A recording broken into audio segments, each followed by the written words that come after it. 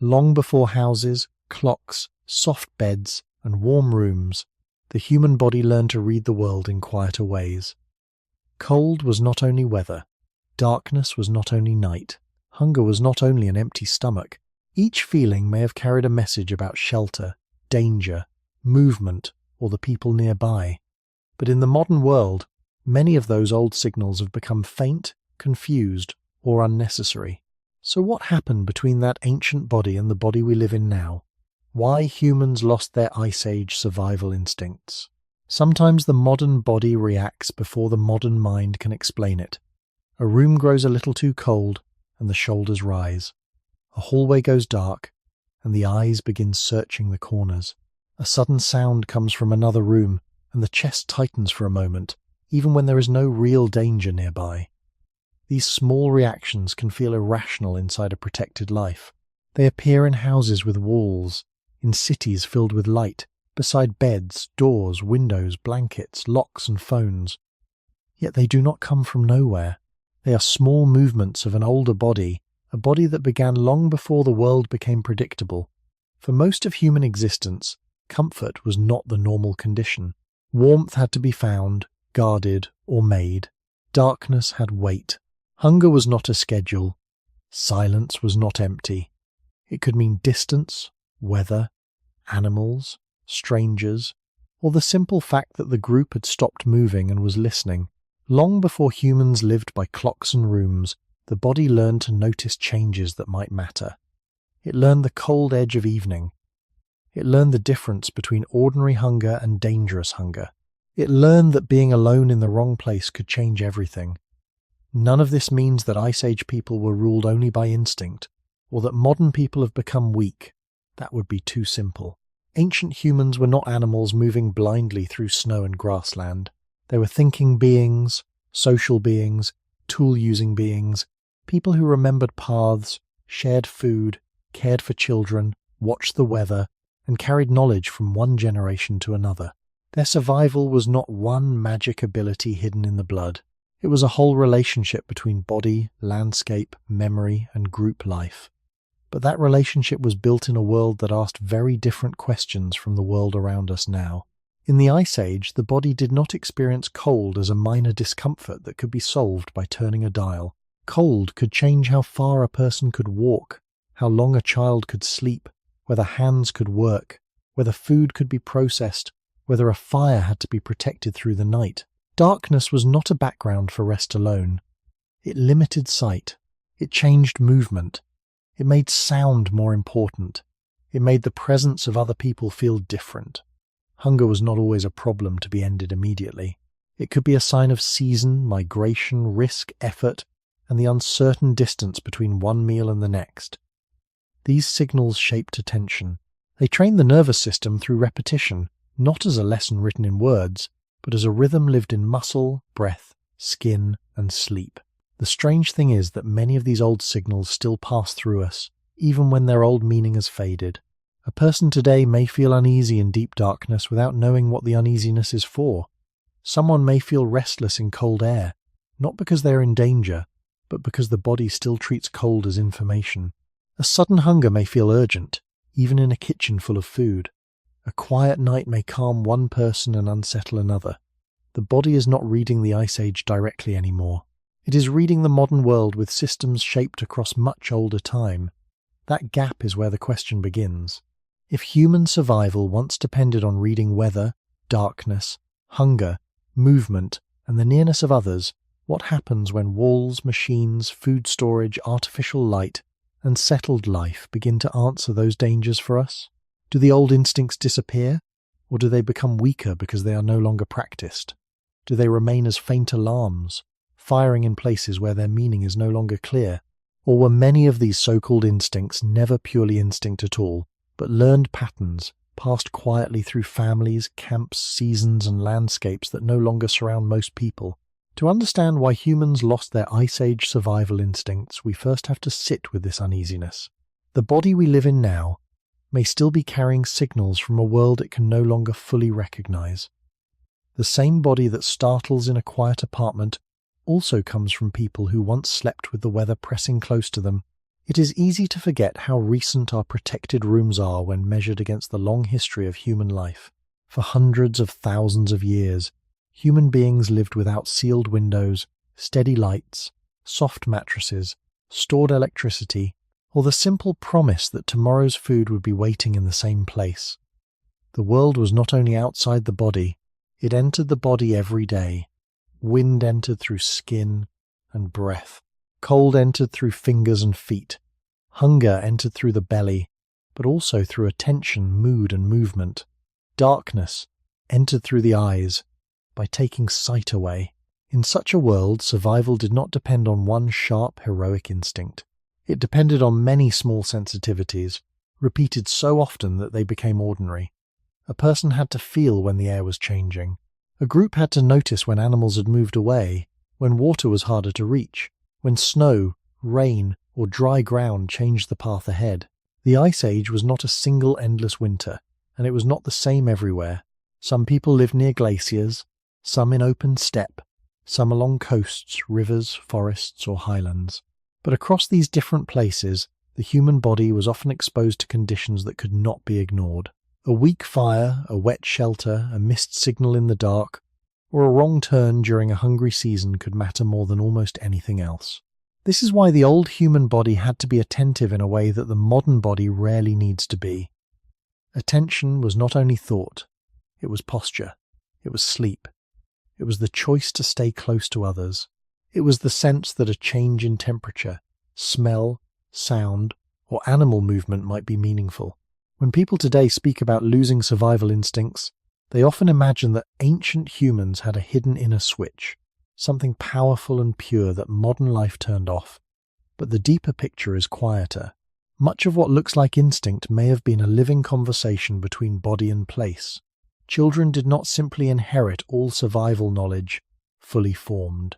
They grew up watching older people read clouds, tracks, plants, animal behavior, and the mood of the group. They learned which sounds mattered and which could be ignored. They learned when to follow, when to wait, when to conserve strength, when to move before conditions became worse. The body supported this learning by making some signals feel urgent. Cold made the group gather closer. Hunger pulled attention toward food and memory. Darkness changed the way people listened. Fatigue warned against wasting movement. Fear, when it appeared, was not always an enemy. Sometimes it may have been a form of attention. In modern life, many of these signals still exist, but the old training ground has mostly disappeared. A person can feel cold and immediately find heat. Hunger can be answered without walking, digging, tracking, or waiting for a season to change. Darkness can be erased with a switch. Being alone does not always mean being far from help. The body still produces signals, but the environment no longer asks for the same response. This creates a strange, quiet mismatch. We may still carry the beginning of an ancient reaction, while the rest of the ancient sequence never happens. The shoulders tighten, but there is no need to build a shelter. The eyes search the dark, but the room is safe. The stomach urges food, but the kitchen is full. The heart becomes alert, but the danger may be only a noise from a machine. This does not make the body foolish. It shows how slowly biology changes compared with the speed of culture. Houses, farms, roads, lamps, freezers, clothing, and cities changed the human world faster than the nervous system could be remade from the beginning. Somewhere inside this difference, the Ice Age has not completely vanished. It has become faint, scattered, and sometimes confusing, like an old map held up against a new landscape. There is another reason the old signals feel strange today. They did not evolve for a life where danger and comfort were separated into clear categories. In the world most people know now, cold is usually an inconvenience. Darkness is usually a lighting problem. Hunger is usually a delay before a meal. Tiredness is something to manage between work, screens, and sleep. But for the people who lived through Ice Age landscapes, these feelings were not isolated problems. They were connected to the whole shape of the day. Cold could mean that fuel had to be gathered, that clothing or covering had to be repaired, that children and older people needed protection, that the group should not travel too far from shelter. Darkness could mean that movement should slow down, that sound mattered more than sight, that people should remain near fire, near voices, near familiar bodies. Hunger could mean looking backward through memory, asking where animals had passed, where roots or seeds might still be found, where water remained, or whether the group had to keep moving. Fatigue could mean that the body had reached the edge of useful effort, and that wasting energy might become dangerous later. These were not just feelings inside one person. They were signals that helped arrange behavior across the group. A cold child, a tired hunter, a hungry mother, a restless elder, a person who heard something beyond the firelight. Each small signal could change what others did next. Survival was shared through attention. It lived in the space between bodies, not only inside the skull. This matters because the modern world did not remove these feelings completely. It changed what they lead to. A cold room no longer asks most people to search for dry wood or protect a fire through the night. A dark street no longer always means wilderness, predators, or a camp too far away. Hunger no longer means the season has turned against the group. Fatigue no longer always tells us whether the next hill, river, or frozen plain can be crossed. The signal remains, but the old chain of meaning is broken. The body begins a sentence that the modern world does not finish. That may be why some reactions feel both familiar and misplaced. We understand them because they are ours. We do not understand them because the landscape that once explained them has disappeared.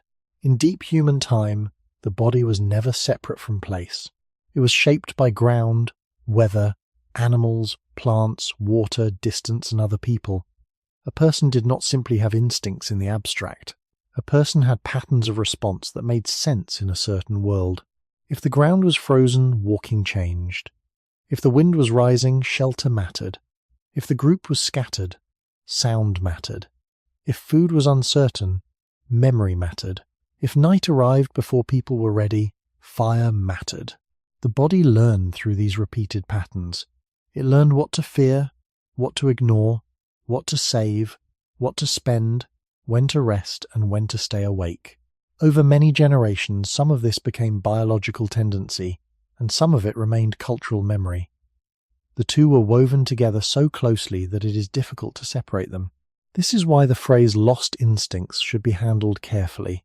Humans did not simply drop a complete Ice Age mind behind them.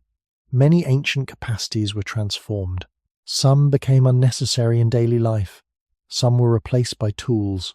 Some were softened by safety. Some remained as reflexes without their old instructions. And some were never automatic instincts at all, but skills taught by people who knew their land. When those lands changed, when climates warmed, when groups settled, when food could be stored, when houses held heat, when night could be pushed back by light, the training of the body changed too. The child born into a village did not learn the same world as the child born into a moving camp near cold grasslands and herds. The child born into a city did not learn the same world as either of them. Across time, each generation received not only a body, but also a different environment telling that body what mattered. So the first clue is not that modern humans became empty of instinct. It is that the old relationship between sensation and survival became quieter. Cold still touches the skin but rarely commands the whole day. Darkness still changes the eyes but rarely governs the whole night.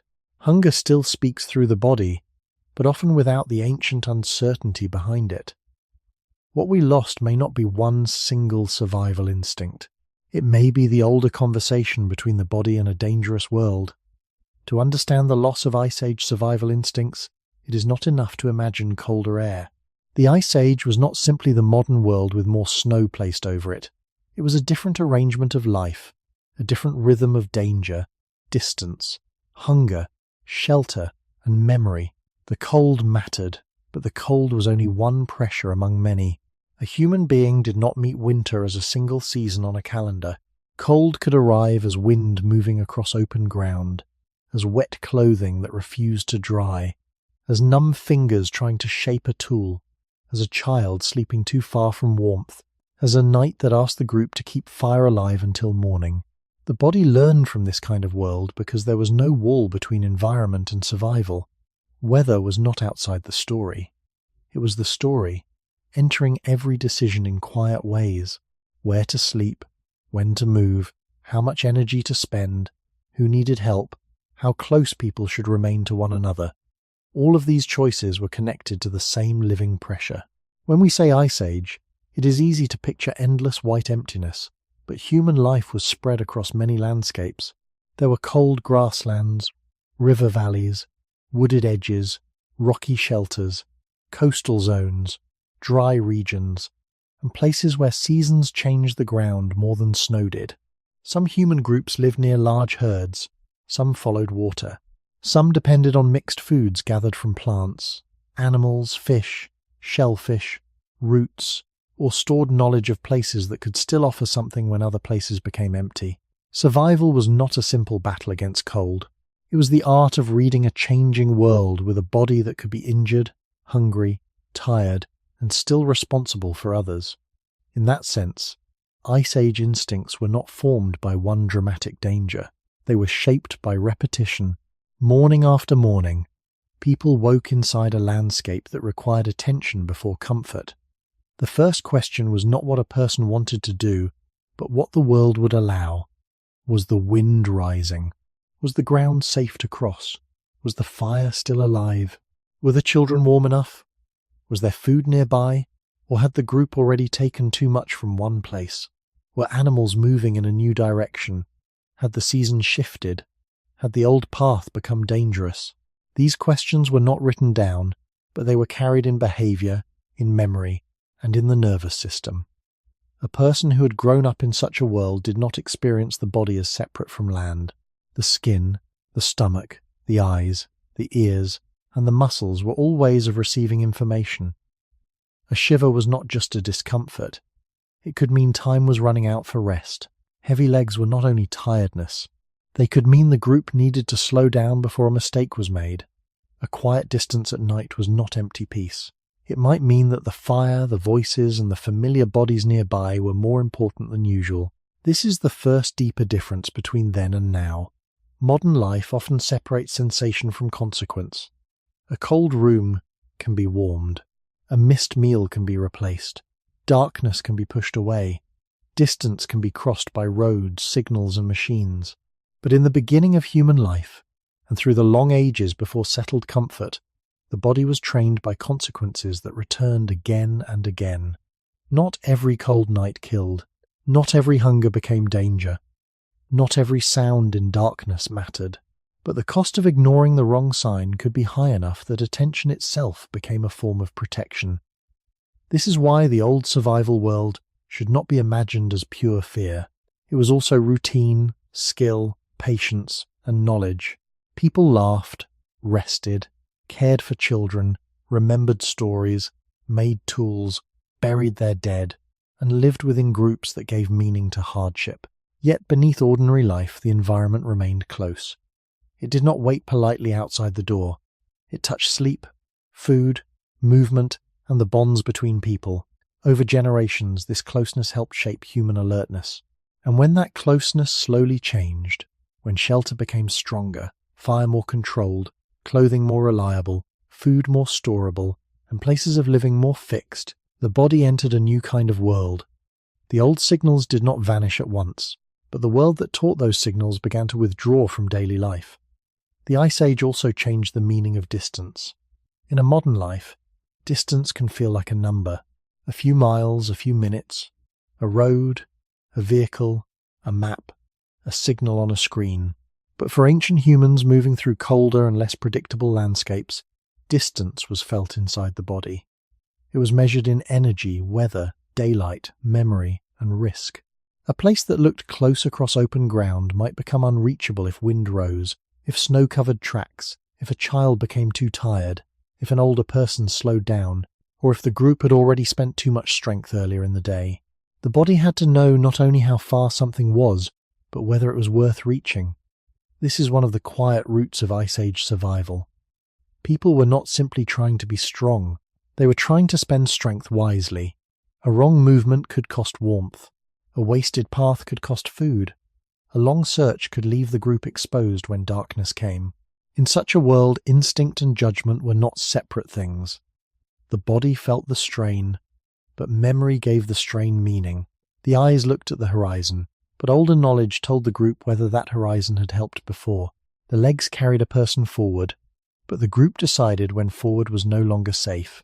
Survival was a slow balancing of what the body could do and what the land would allow. This kind of life trained a deep sensitivity to limits. Modern comfort often hides limits until they appear suddenly.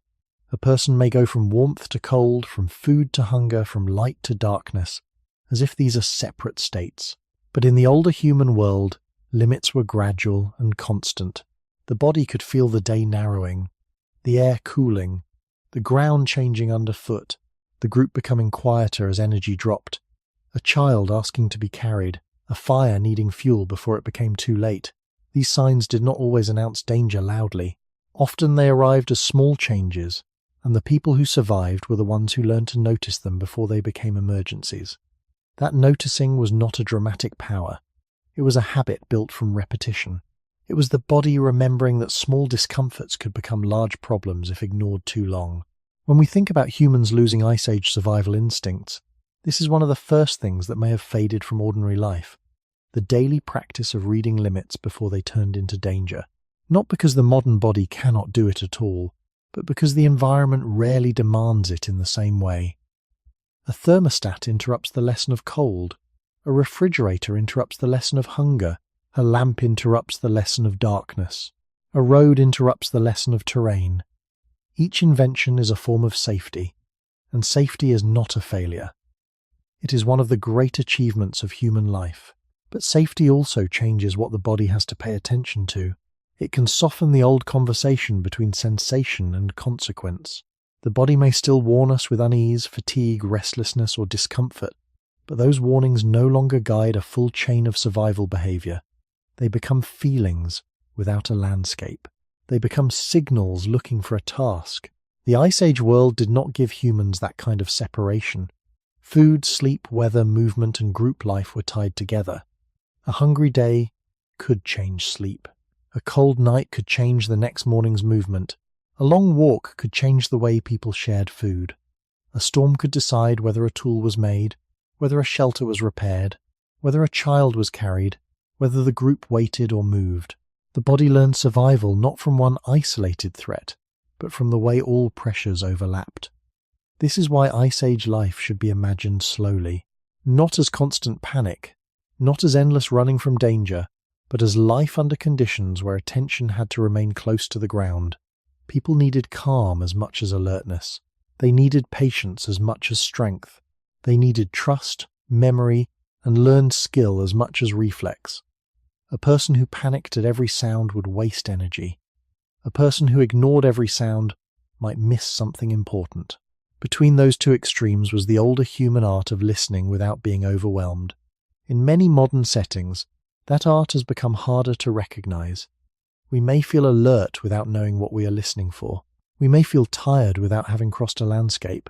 We may feel hungry without facing true scarcity. We may feel uneasy in silence because, for much of human time, silence was not empty. It was information waiting to be understood. The Ice Age shaped human beings inside this dense web of signals. And when later worlds gave us more shelter, more stored food, more artificial light, and more distance from raw weather, they did not erase the body's past. They changed the daily need to practice it. Ice Age life also trained people through uncertainty. The world did not always give clear warnings. A warmer day could be followed by a bitter night. A place that had food in one season might offer almost nothing in another. Herds could move. Rivers could freeze, flood, or shift. Storms could hide familiar ground. A path remembered from childhood might become less useful as climate and animals changed around it.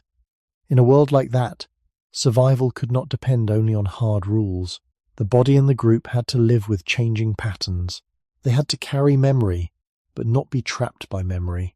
They had to notice repetition, but also notice when repetition had failed. This is one reason human beings became such unusual survivors. They were not the strongest animal, not the fastest, not the best insulated, not the best at seeing in darkness.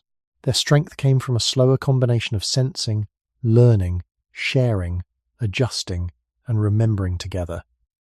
The Ice Age did not shape one simple instinct. It shaped a way of living in which instinct had to work beside intelligence. A person might feel fear in darkness, But fear alone did not tell the group what to do. People needed to know where the firewood was, where children should sleep, how close the shelter was to water, which sounds belonged to wind, which belonged to animals, and which belonged to other humans. A person might feel hunger, but hunger alone did not find food. It had to be joined with memory of plants, tracks, tools, seasons, and the behavior of others. A person might feel cold, but cold alone did not create warmth. It had to lead toward clothing, covering, fire, closeness, movement, and decisions about where to rest.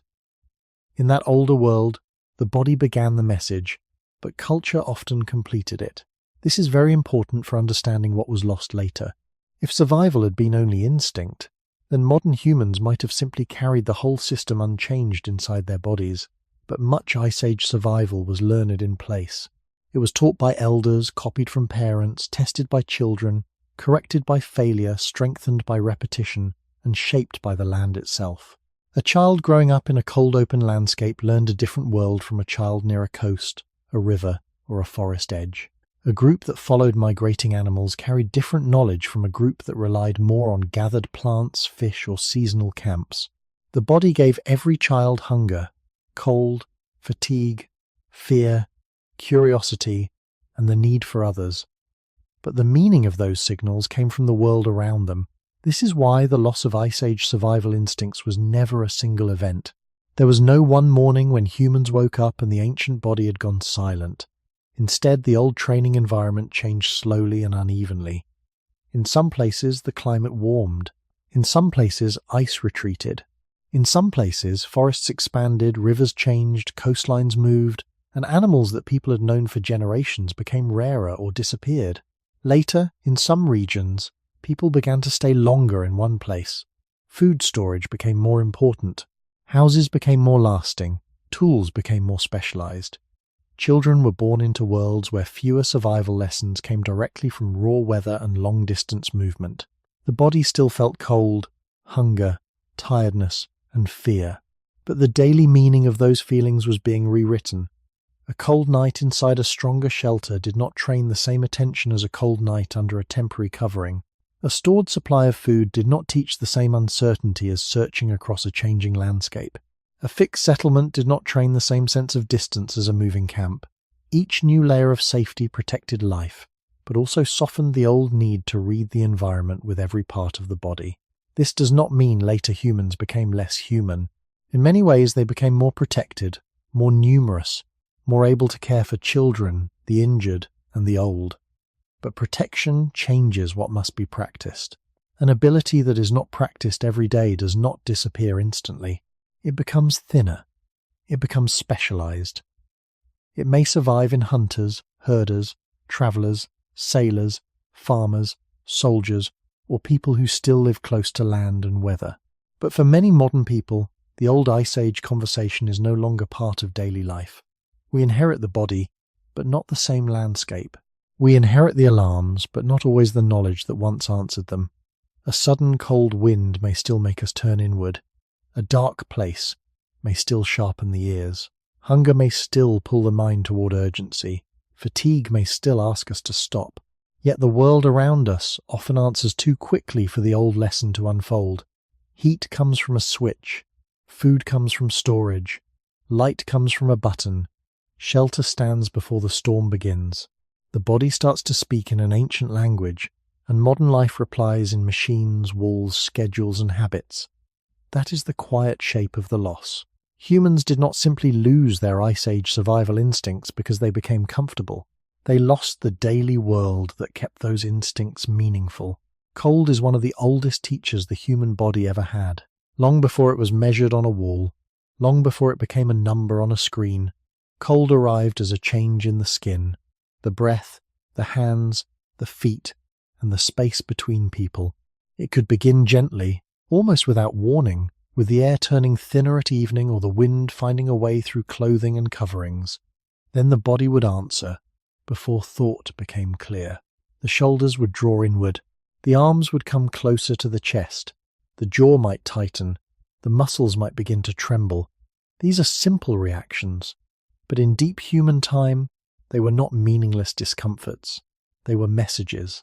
They told the body that heat was being lost, that energy was being spent, that the distance to shelter mattered, that the group might need to move closer together, that fire, covering, or rest had become more important than whatever had seemed important a moment before. In the Ice Age world, cold was not just an unpleasant feeling, it was information about time. When cold deepened, the day was changing. When fingers stiffened, work became harder. When feet lost warmth, movement became slower and more dangerous. When a child became cold, the whole group had to notice, because a small body loses heat differently from a large one.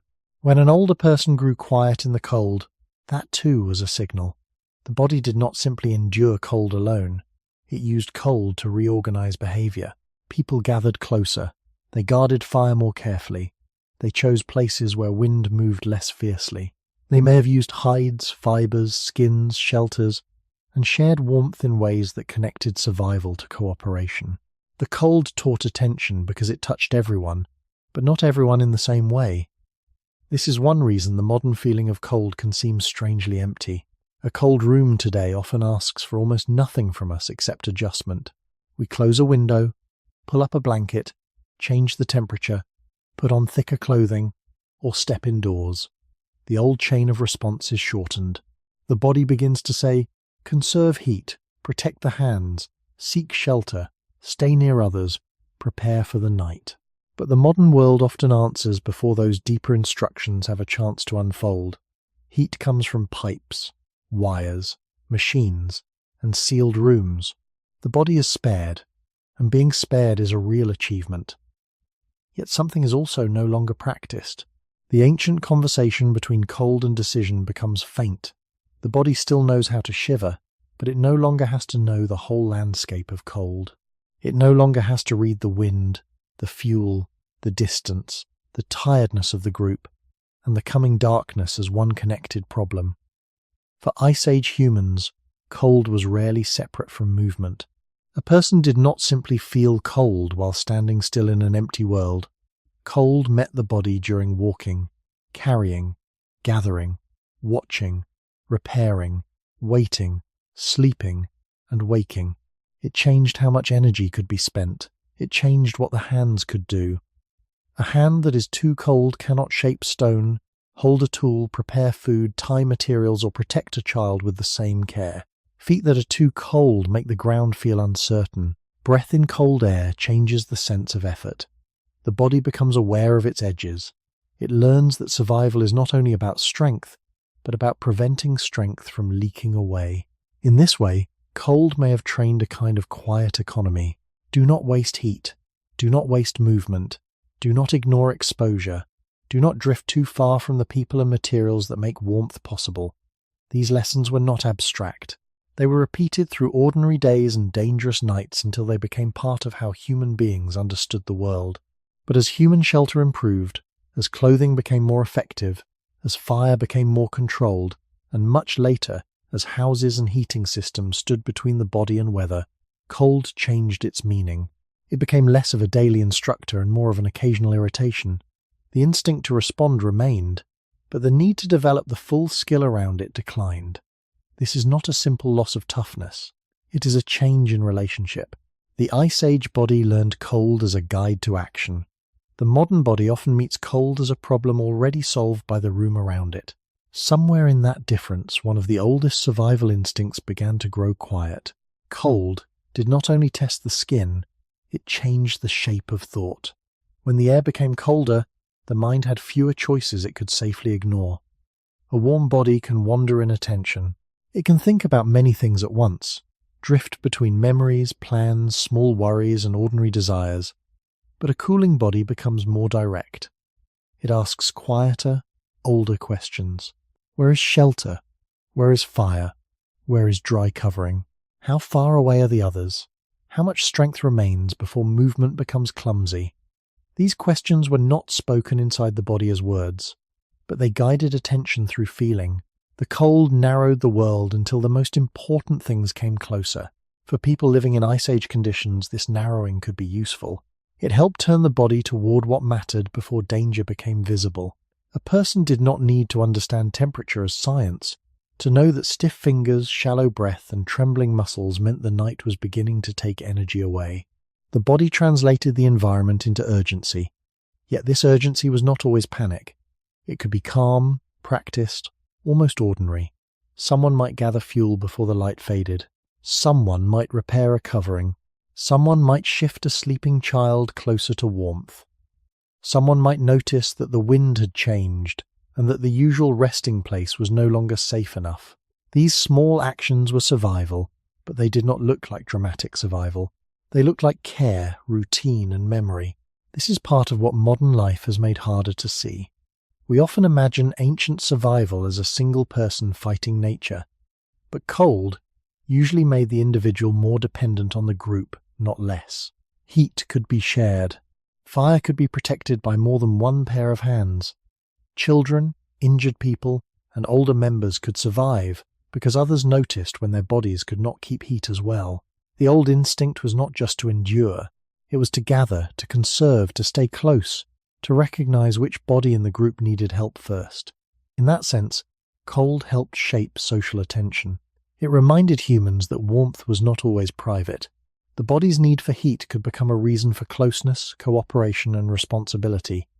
Even sleep was affected by this relationship. In a world without sealed rooms and reliable heating, sleep could not always be a complete surrender. It had to happen inside. Some protection made by people, fire, location, and timing. Cold could break sleep into lighter pieces. It could wake someone before the body became too chilled. It could make people shift position, pull coverings tighter, move nearer to warmth, or become aware that the fire was lowering. This does not mean ancient people never slept deeply, or that they lived in constant misery. Human groups have always found ways to rest, but rest was tied to conditions that had to be maintained. The body learned that comfort was not guaranteed by the world. It had to be created and defended. Over deep time, this lesson may have left traces in the way the human body still treats cold at night. A slight drop in temperature can change sleep. Cold feet can keep the mind awake.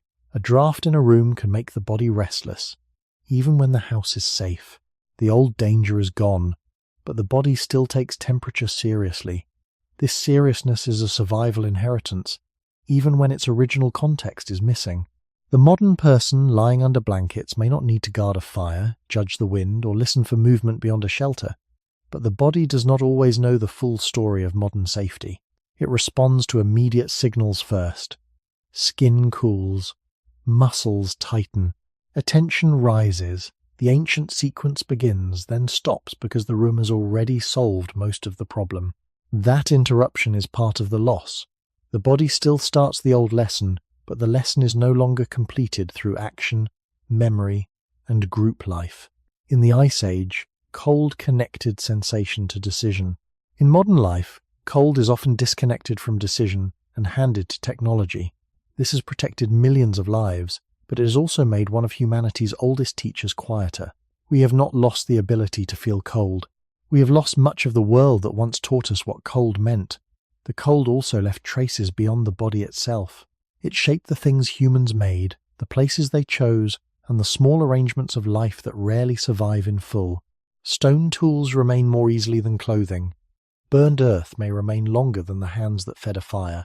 Bones can show where animals were cut, carried, or shared.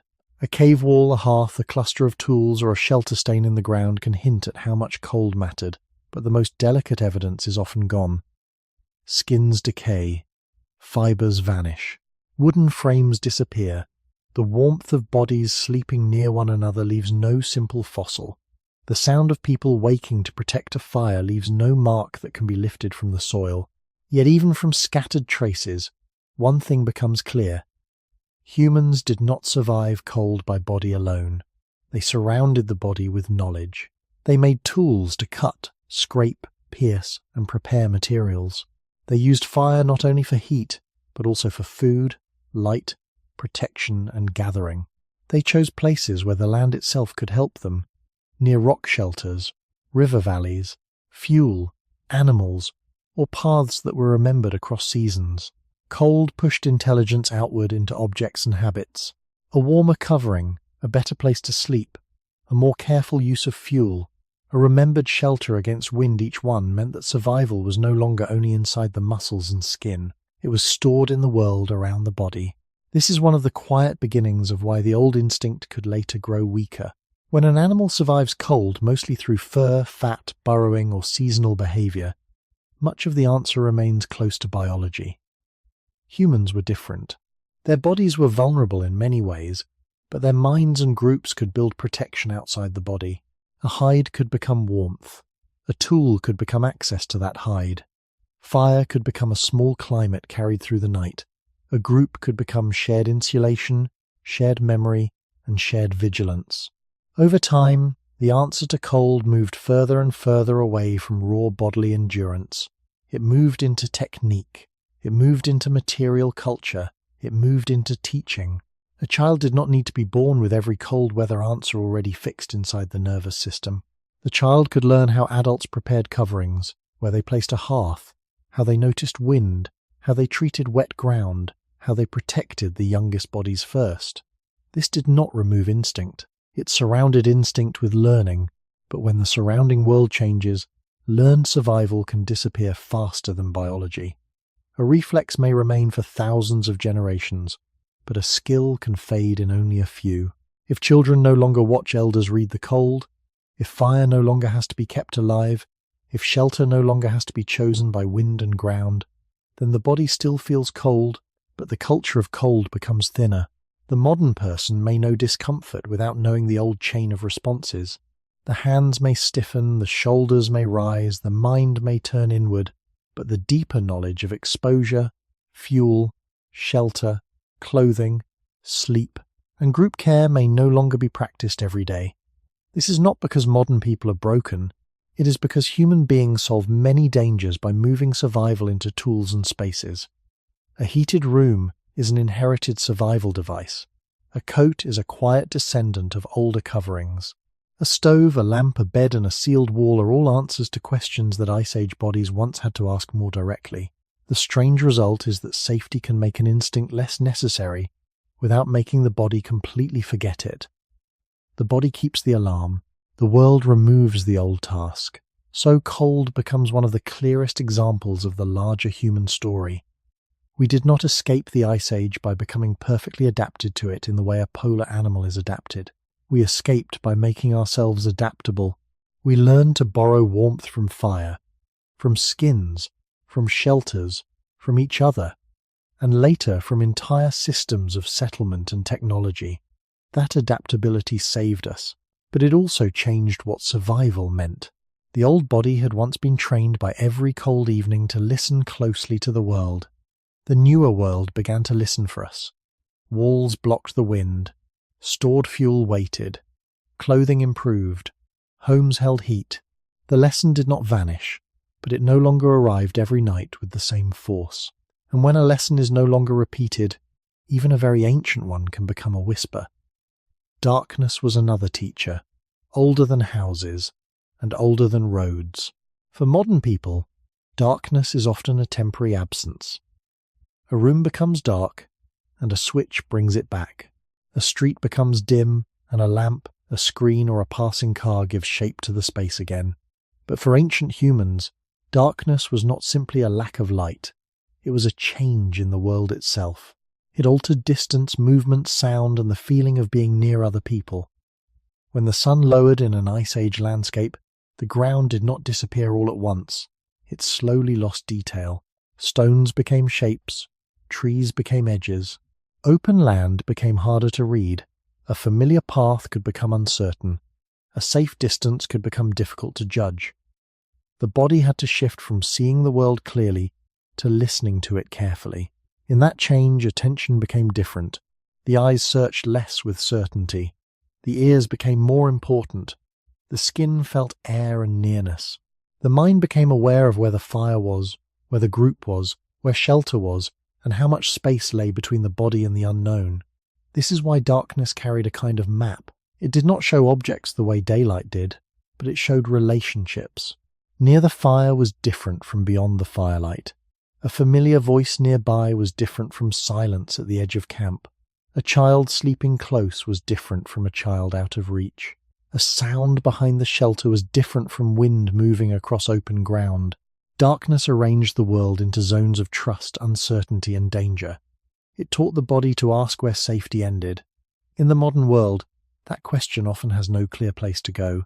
A person may feel uneasy in a dark hallway, even when the house is locked. A person may wake at night and listen for a moment before remembering they are safe. A shadow in a room may pull the eyes toward it, even when the mind knows it is only furniture. These reactions can seem childish or irrational, but they are not random. They come from a body whose ancestors lived for most of human time without permanent artificial light. Night was not only rest, it was a different environment. It changed what humans could know. It made the world less visible and therefore more dependent on memory, group closeness, fire, and sound. This does not mean ancient people lived in constant terror of night. They knew the night better than most modern people do. They watched stars, moonlight, weather, fire, and animal behavior. They told stories, rested, kept children warm, repaired tools, and shared space in ways that made darkness familiar. But familiarity is not the same as harmlessness. A known danger can still remain serious. Ancient humans may have been calm in darkness because they had learned how to live with it, not because darkness meant nothing to them. The old skill was not panic. It was measured alertness. It was knowing when a sound could be ignored and when it should be answered. It was knowing how far to move away from fire, when to stay close, when to sleep lightly, and when the group needed to become quiet and listen. This kind of attention cannot be separated from the beginning of human life. Early humans and later Ice Age people were shaped in places where vision, fire, and social nearness mattered deeply after sunset. The body that relaxed near familiar voices and tightened at unknown movement was not making a mistake. It was participating in a long pattern of survival. Darkness taught humans that safety was not only a physical shelter, it was also orientation. It was knowing where one was, who was nearby, what sounds belonged to the place, and what could not be seen. As modern life filled the night with electric light, the old map changed. Streets stayed visible, rooms stayed controllable. Homes held boundaries that night could not easily cross. The need to read darkness with the whole body became less common. Yet the body still carries part of that older map. It may still divide space into near and far, known and unknown, lit and unlit, even when the danger is gone. It may still listen harder at night than during the day. It may still seek the comfort of another person's breathing, a small light, a closed door, or a familiar sound. These are not failures of reason. They are remnants of a time when darkness was not empty. It was a landscape that had to be read carefully, slowly, and together. At night, the ancient world became smaller and larger at the same time. Smaller, because the fire or moonlight could only reveal a limited circle of ground. Larger, because everything beyond that circle became harder to measure. A sound might come from 10 steps away or much farther. A shape might be a stone, a branch, an animal, or only the mind trying to complete what the eyes could not see. Darkness did not invent danger, but it made danger less readable. For Ice Age humans, this meant that the body had to change its way of knowing. Daylight allowed distance to be judged with the eyes. Night asked the body to judge distance through sound, memory, smell, air, and the presence of others. A person could not simply relax because nothing was visible. In darkness, the invisible mattered. The hidden edge of the world became part of survival. This is one reason human attention is so easily changed by night. The same place can feel different after sunset, not because the ground has changed, but because the information has changed. A path that seemed ordinary in daylight may feel uncertain at night. A shelter that seemed open and useful during the day may suddenly need a fire, a boundary, or a closer group. A quiet field may become too wide. A line of trees may become too dense. Even the human voice changes meaning in darkness. A familiar voice can steady the body because it gives location and belonging. It tells the nervous system that someone is near, that the person is not alone, that the space has a human center. This may seem simple, but in deep human time, it mattered. The sound of the group was part of the shelter. Fire gave light, but people gave orientation. The body did not only seek a place, it sought a social map inside the night. This kind of night attention may still be felt in modern life. though it often has nowhere to go. A person lying in bed may hear a small sound and become alert before thinking. The sound may be a pipe, a branch, a neighbour, a machine, or nothing important at all. Yet the body pauses. It listens. It waits for a second signal. In that brief pause, something older is visible. The body is not asking for entertainment or explanation. It is asking whether the sound belongs to the safe pattern of the place. Ancient people would have needed this distinction often. Wind has patterns. Fire has patterns. Sleeping bodies have patterns. Animals have patterns. Human steps have patterns. A skilled listener could not treat every sound as a threat, because constant alarm would waste energy and destroy rest. But ignoring all sounds would also be dangerous. So the old survival mind had to live between fear and calm. It had to notice without becoming overwhelmed. It had to stay loose enough to sleep, but awake enough to respond if the pattern changed. Modern darkness rarely demands this delicate balance in the same way. Doors, locks, walls, lights and phones have taken over much of the night's uncertainty. They make nights safer, more private, and more controllable. But they also change the body's practice. The old skill of reading darkness through the whole body becomes less necessary. We no longer need to know whether a sound beyond the firelight is wind, animal movement, or a stranger approaching the camp. We no longer need to judge how far the group can move before the last light fades. We no longer need to place sleep around the needs of fire, children, weather, and shared vigilance in the same direct way. The night has been softened. It has been divided into rooms, lamps, curtains, schedules, and private beds. Yet the body does not fully belong to that new night. It still carries older expectations. It may still prefer a familiar sound. It may still settle more easily when another person is nearby. It may still feel exposed in a wide, dark space, or uneasy when silence is too complete. These feelings are not proof that the Ice Age remains unchanged inside us. They are traces of a relationship that has been interrupted. For a very long time, darkness taught humans to stay close, listen carefully, trust familiar patterns, and understand that safety was shared. When artificial light weakened the old power of night, one part of that lesson faded, but the body still remembers the beginning of it.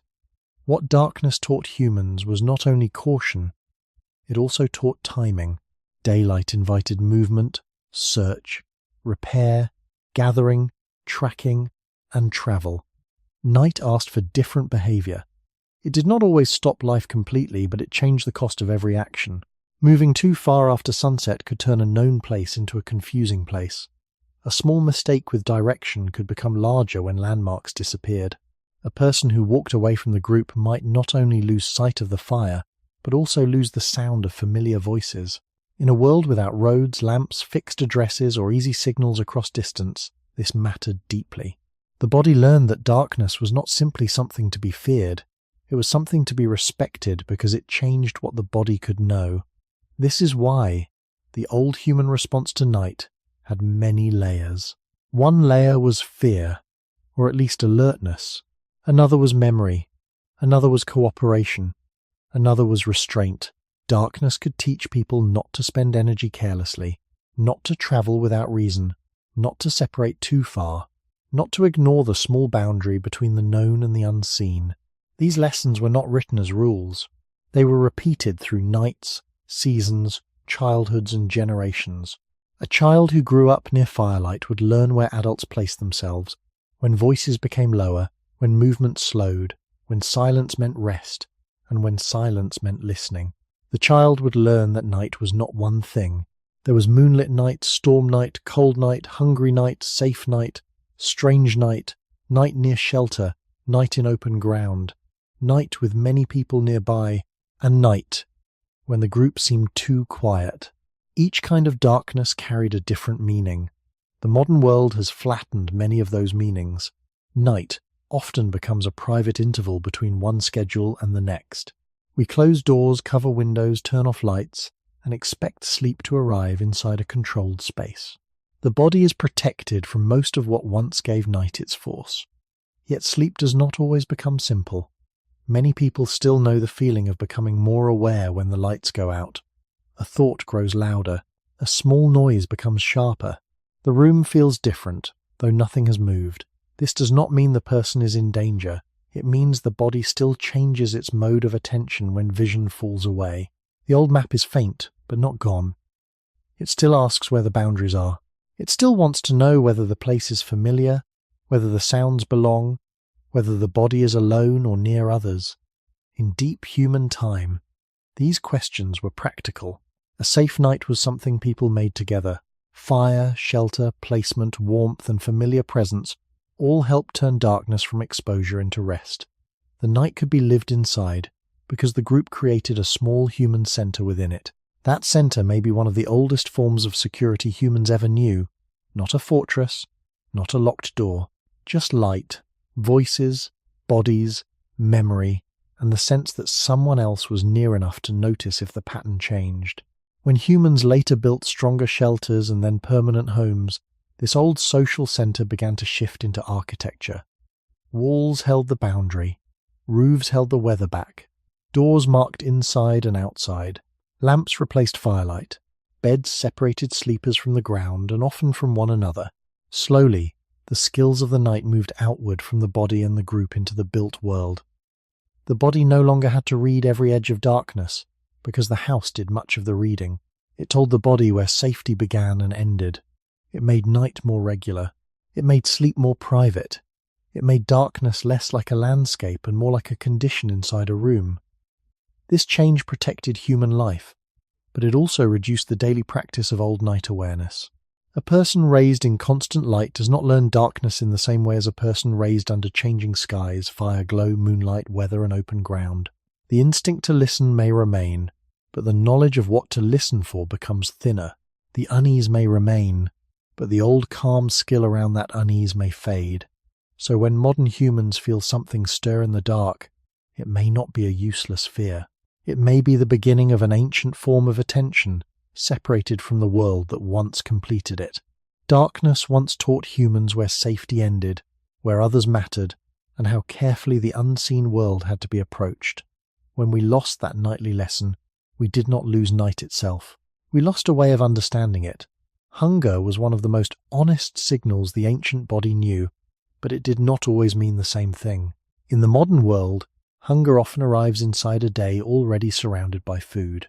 It can mean breakfast is late, dinner has not been prepared, or the body is following a schedule that has become familiar. The feeling can be uncomfortable, but for many people it does not usually point toward true uncertainty.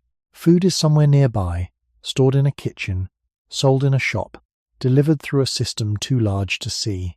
The body feels hunger, but the world has already answered it. For Ice Age humans, hunger had a wider meaning.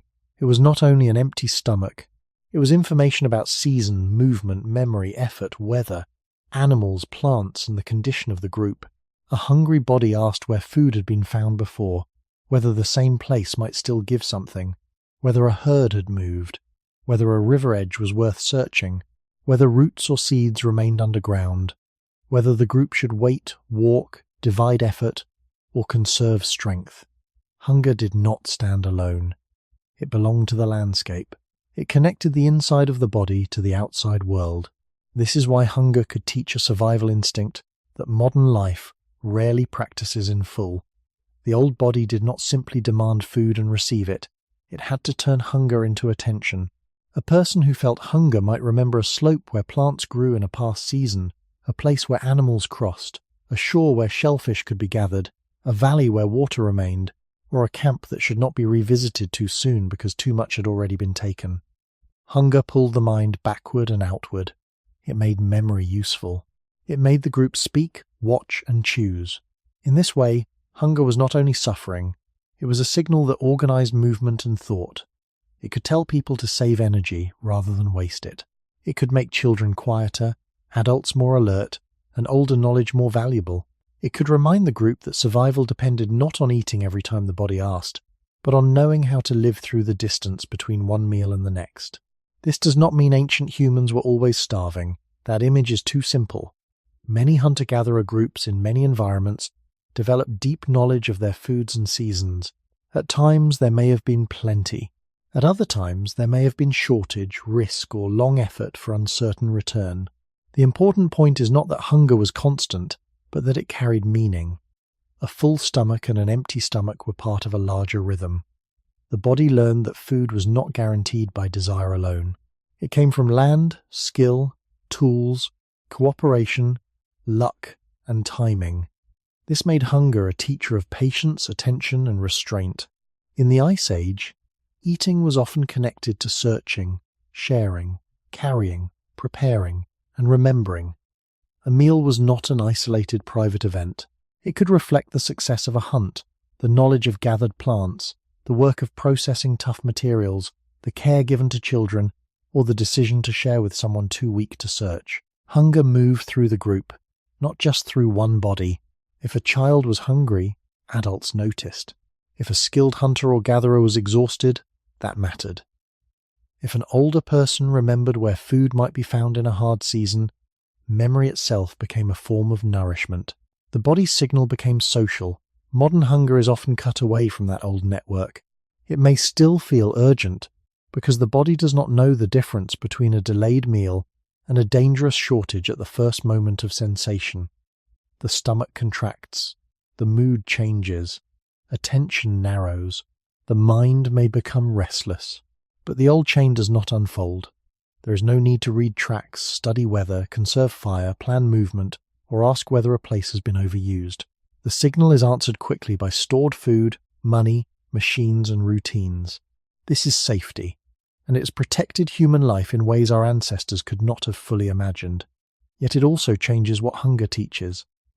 The body still speaks in an ancient tone, but the lesson is shortened. The feeling remains, while the old knowledge around it becomes faint.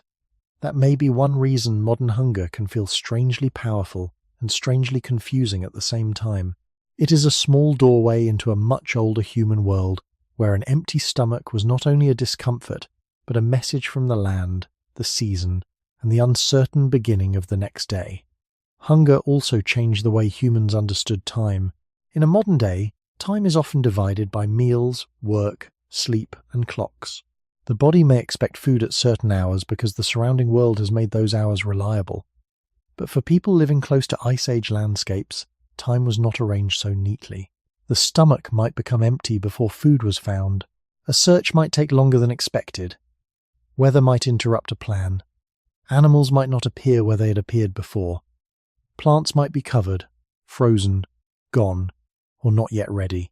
The body had to live inside uncertainty without losing all direction. Hunger was part of that training. It taught the difference between immediate discomfort and real danger, between the desire to eat now and the need to save strength for later, between a place that looked promising and a place remembered by experience. This kind of hunger did not simply make people weak. It could sharpen attention, but only if the group had learned how to use that attention. An empty stomach might make the mind think of food, but knowledge decided where that thought should go. Someone might remember tracks near water. Someone might know when birds gathered in a certain place. Someone might understand that a carcass, a root patch, a fishing place, or a patch of edible plants was not only food, but also timing. Too early, and it gave little. Too late, and another animal, another group, or the season itself might have taken it away. Hunger, therefore, linked the body to a calendar older than writing, not a calendar of dates but of signs. The return of certain animals, the softening of ground, the freezing of water, the ripening of berries, the movement of herds, the appearance of birds, the smell of weather changing, the memory of where food had once been found when the land looked like this before. In such a world, hunger was not answered by appetite alone. It was answered by reading time through the land. This matters because Ice Age survival depended on more than finding food once. It depended on knowing how one meal related to the next unknown meal. A group could not always spend all its energy in one search. It could not always eat without thinking about movement, weather, children, tools, and the body's need to recover. Food had to be carried, shared, prepared, dried, cooked, cracked, scraped, cut, or protected from other animals. Even when food was found, the work was not finished. The body learned that eating was part of a longer chain, and that chain began long before food entered the mouth. It began with memory and ended in the strength to keep living. Modern life often breaks that chain into pieces. Food appears as an object, already removed from season, travel, weather, animal movement, tool work, and group decision. The hunger signal remains powerful, but it is surrounded by abundance that the body did not evolve to interpret in the same way. A person may feel a strong urge for food even when there is no shortage. The old signal says, "Pay attention, this matters." The modern environment replies, "Food is everywhere, always visible, always prepared, always near." This can confuse the ancient system. Hunger once pointed outward into the world. Now it often turns inward into mood, habit, craving, schedule, or restlessness. The survival message has lost much of its old landscape, yet the body still treats hunger with seriousness because, for most of human history, ignoring hunger completely could not be separated from risk. The body remembers urgency before it understands the pantry. It remembers searching before it understands storage. It remembers uncertainty before it understands the supermarket. This does not mean modern people should imitate ancient hunger or romanticize hardship. Hunger could be dangerous, painful, and frightening, especially for children, the injured, the pregnant, the old, or those already weakened by cold and movement. But it does mean that the old human relationship with hunger was deeper than discomfort. It was a system of signals connecting body, memory, season, effort, and group care. When that system was replaced by constant access, one survival instinct did not simply disappear, it was pulled out of context. The body still asks an ancient question whenever hunger rises, but the modern world gives an answer so quickly that the old question is rarely heard in full. Hunger also shaped the way humans treated one another. In a world where food was uncertain, the empty stomach of one person could not always remain only that person's problem. A child's hunger changed the choices of adults. A nursing mother's hunger mattered to the child in her arms.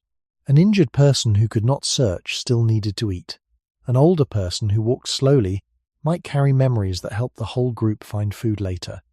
The meaning of hunger therefore spread through the group. It asked not only, "Where can I eat?" but who needs food most, who can still move, who remembers the land, who can carry, who can watch, who can wait. In this way, hunger became a social signal. It did not simply pull each body toward its own survival. It helped reveal the fragile bonds that made survival possible at all. Ice Age humans lived with bodies that needed energy, but they also lived in groups where energy had to be shared, protected, and sometimes delayed. Food found by one person could strengthen many. Food wasted by one person could weaken many.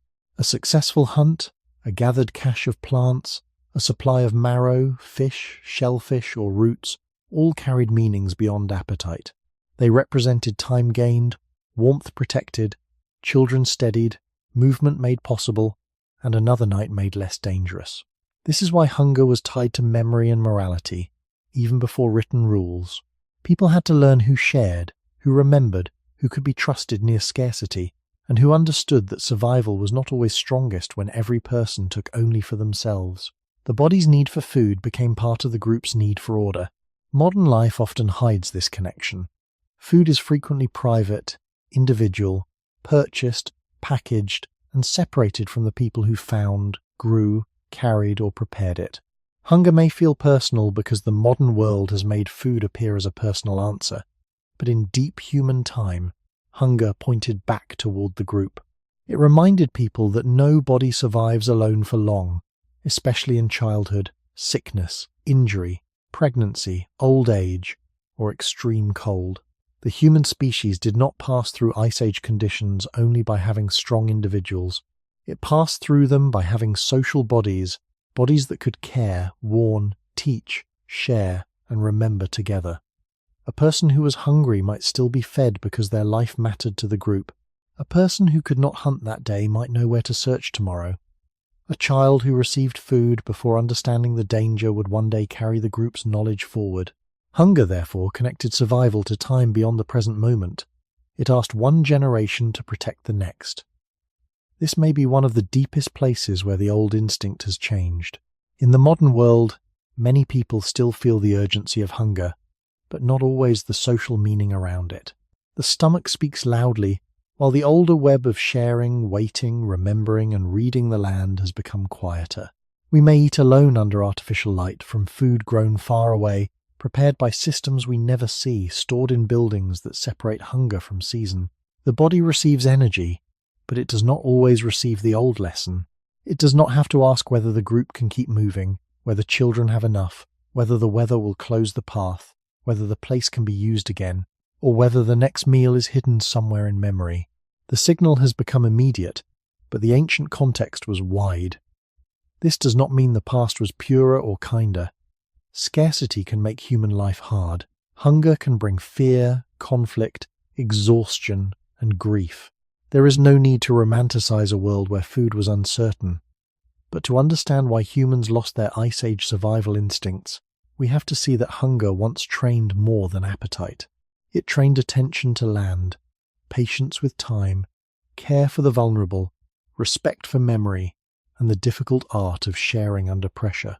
When food became more reliable, especially through storage, farming, trade, markets, and later industrial systems, one of the body's oldest teachers became less direct. Hunger remained inside us, but much of what hunger once required moved outside us. It moved into granaries, kitchens, roads, money, machines, and schedules. The body still feels the ancient alarm, but the old response is no longer practiced in the same way. What faded was not the feeling of hunger. What faded was hunger as a map of survival, a map that once connected the stomach to the land, the season, the group, and the uncertain future of human life. The old survival world began to change when human life became less constantly mobile. It did not change everywhere at once, and it did not change in one clean line. Some groups continued moving with animals, seasons, coasts, rivers, forests, and deserts for a very long time. Some people still lived close to older rhythms of land and weather even after others had begun to settle. But across many regions, especially after the coldest phases of the last ice age eased, a new possibility slowly became more common. People could remain longer in one place. They could return to the same places more reliably. They could build shelters that lasted beyond a few nights. They could store food in ways that made tomorrow slightly less uncertain than yesterday. This was one of the deepest shifts in human history because it changed what the body had to learn every day. A moving life trains attention in a particular way. The body reads distance, tracks, weather, tiredness, fuel, water, and the strength of the group because movement keeps those questions alive. Each day asks where the next safe place might be. Each season asks what the land is giving and what it is taking away. Children grow up learning direction not as an idea, but as a pattern of walking, watching, waiting, and remembering. The feet learn the ground, the eyes learn the horizon, the stomach learns that food is connected to movement and timing. The skin learns that shelter is something found, made, repaired, and sometimes left behind. But when people begin to stay longer in one place, the body receives a different education. The same path is walked again, the same shelter is entered again. The same fire area, storage place, water source, and sleeping space become familiar. The world becomes less open and more arranged. Safety begins to gather around location. This did not remove hardship. Settled life could bring new dangers: disease, crowding, crop failure, conflict, dependence on fewer foods, and the hard labor of maintaining a place. But it changed the old survival conversation. Instead of asking the body to read a wide, moving landscape every day, life began to ask people to protect a place, manage stored resources, organize work, and rely more heavily on shared routines. The old Ice Age sensitivities did not suddenly become useless, but many of them were no longer practiced in the same way. A person who sleeps in a known structure night after night does not learn darkness exactly as someone sleeping in shifting camps beneath open skies. A person who returns to stored food does not learn hunger exactly as someone searching across uncertain ground. A person who lives near a fixed hearth, wall, or roof does not learn cold exactly as someone judging wind, fuel, and shelter at each stopping place. The body is still human, but the lessons around the body have changed. This is where the loss becomes subtle. Humans did not simply lose instincts because they became settled. They changed the environment that called those instincts forward. The old signals still appeared, but daily life began to answer them with place-based solutions. Cold pointed toward the house. Hunger pointed towards storage. Darkness pointed toward the familiar sleeping area. Fatigue pointed toward rest inside a known boundary. Fear pointed toward walls, companions, and routines. The body's ancient reactions were increasingly caught and redirected by built space. In a moving Ice Age life, a sensation often opened outward into the landscape. In a more settled life, the same sensation could turn inward toward the home, the village, the stored supply, the known path, the repeated task. Over generations, this altered what children learned without anyone announcing a change. A child born into movement learns survival through distance. A child born into settlement learns survival through place. One child watches adults scan open ground, judge weather before travel, and decide when a camp must move. Another watches adults repair walls, guard stored food, tend fields, manage animals, or organize work around a fixed home. Both are human. Both are intelligent. Both inherit old bodies. But the world trains those bodies differently. The Ice Age did not vanish from biology, yet its daily classroom became smaller for many people. The instinct to read the land slowly gave way to the habit of maintaining a place. The instinct to move before conditions worsened gave way, in many settings, to the habit of staying and protecting what had been built. This was not a decline in human ability. It was a transformation of survival itself. The human body had once been shaped by uncertainty spread across space. Now, more and more, human life began to gather uncertainty into storage, shelter, property, harvest, and settlement. The ancient body did not disappear. It stepped into a new room, and the room began teaching it different lessons. Settlement did not end human struggle. It changed the shape of struggle. A person who stayed near one place still had to work, feel cold, fear hunger, protect children, watch weather, and live with uncertainty. But the uncertainty became arranged differently. Instead of being spread across a moving landscape, it began to gather around stored food, repeated paths, built shelters, and the fragile promise that one place could hold life for longer than before. This changed the body's daily education. In a mobile Ice Age world, a person learned survival through constant adjustment. The ground underfoot changed. The resting place changed. The distance to food changed. The group's position in the landscape changed. Even memory had to remain flexible, because a place that helped one season might fail in another. But in more settled worlds, the same doorway, hearth, sleeping space, water path, storage pit, field edge, or animal enclosure could return again and again. Repetition became stronger. The body still sensed danger, but danger was now partly organized by human-made space. Walls could tell the body where inside began. Storage could tell the stomach that hunger did not always require movement. A fixed hearth could tell the night where warmth belonged. A roof could tell the skin that rain or frost was being held away. These changes were practical, and they saved lives. Yet each solution also took over a small piece of older attention. The body no longer had to solve every cold evening by reading wind and ground. It no longer had to meet every hunger by searching across an uncertain range. It no longer had to treat every night as a new arrangement of fire, weather, bodies, and shelter. Built space began to remember for the body. This was one of the quiet revolutions in human survival. Humans had always used tools, fire, shelter, and shared knowledge. But settlement made those external supports more permanent. A camp could be left behind. A house asked to be maintained. A path could be forgotten. A field, storehouse, or water source asked to be guarded and returned to. The old instinct to move when conditions changed did not disappear, but it had to compete with a new instinct to stay, repair, defend, and wait. In some situations, staying became wise. In others, it could become dangerous. But the mental world had shifted. Survival was no longer only the art of following resources through space. It became the art of making a place dependable. That change reached deeply into childhood. A child raised in movement learns through watching bodies respond to distance. Adults look outward often. They judge sky, tracks, animal movement, fuel, water, and the energy of the group.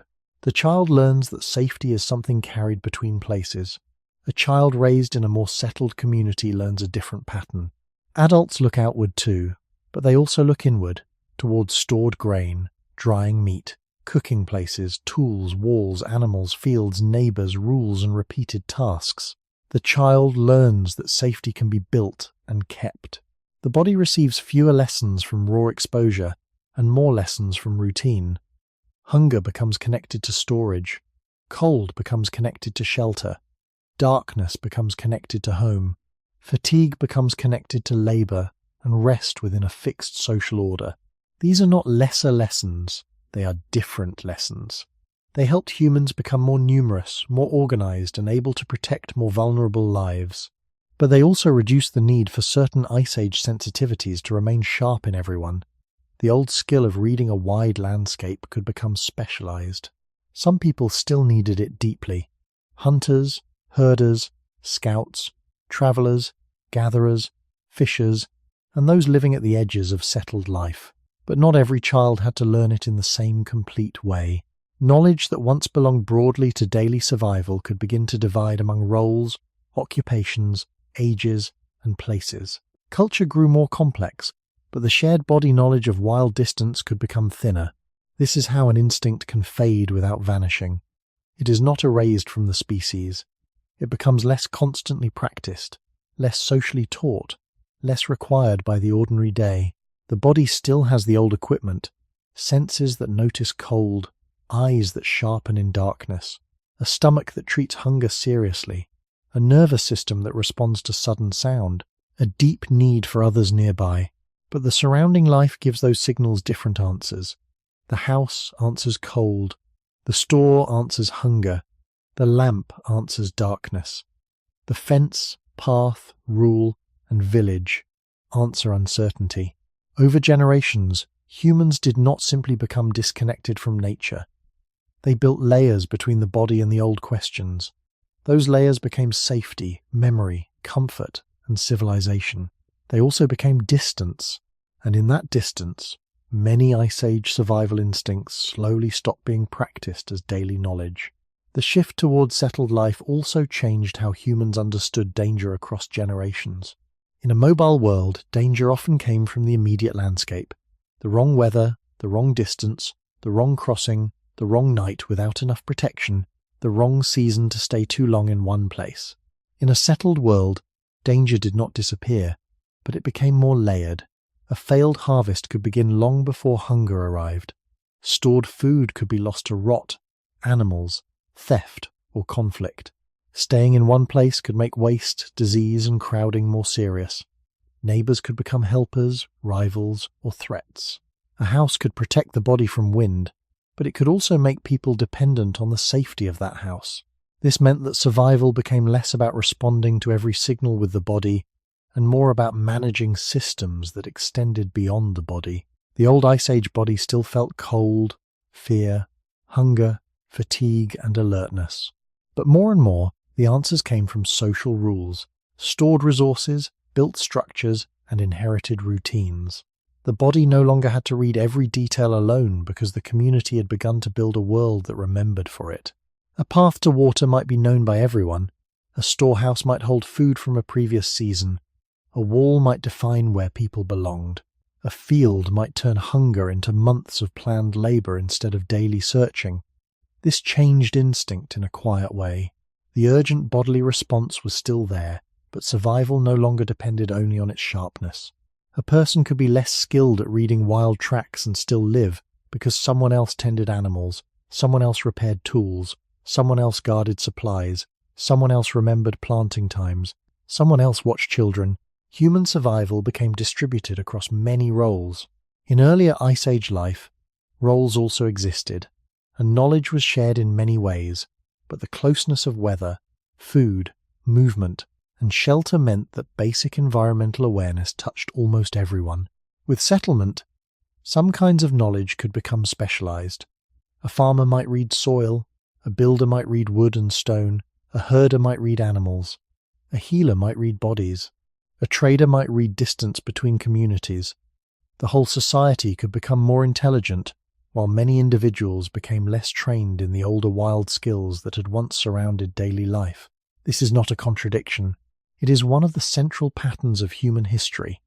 We often survive by moving knowledge out of the individual body and into the group. The loss of Ice Age survival instincts is partly the cost of that success. When fewer people need to know how to find shelter in open cold, fewer children learn it by watching.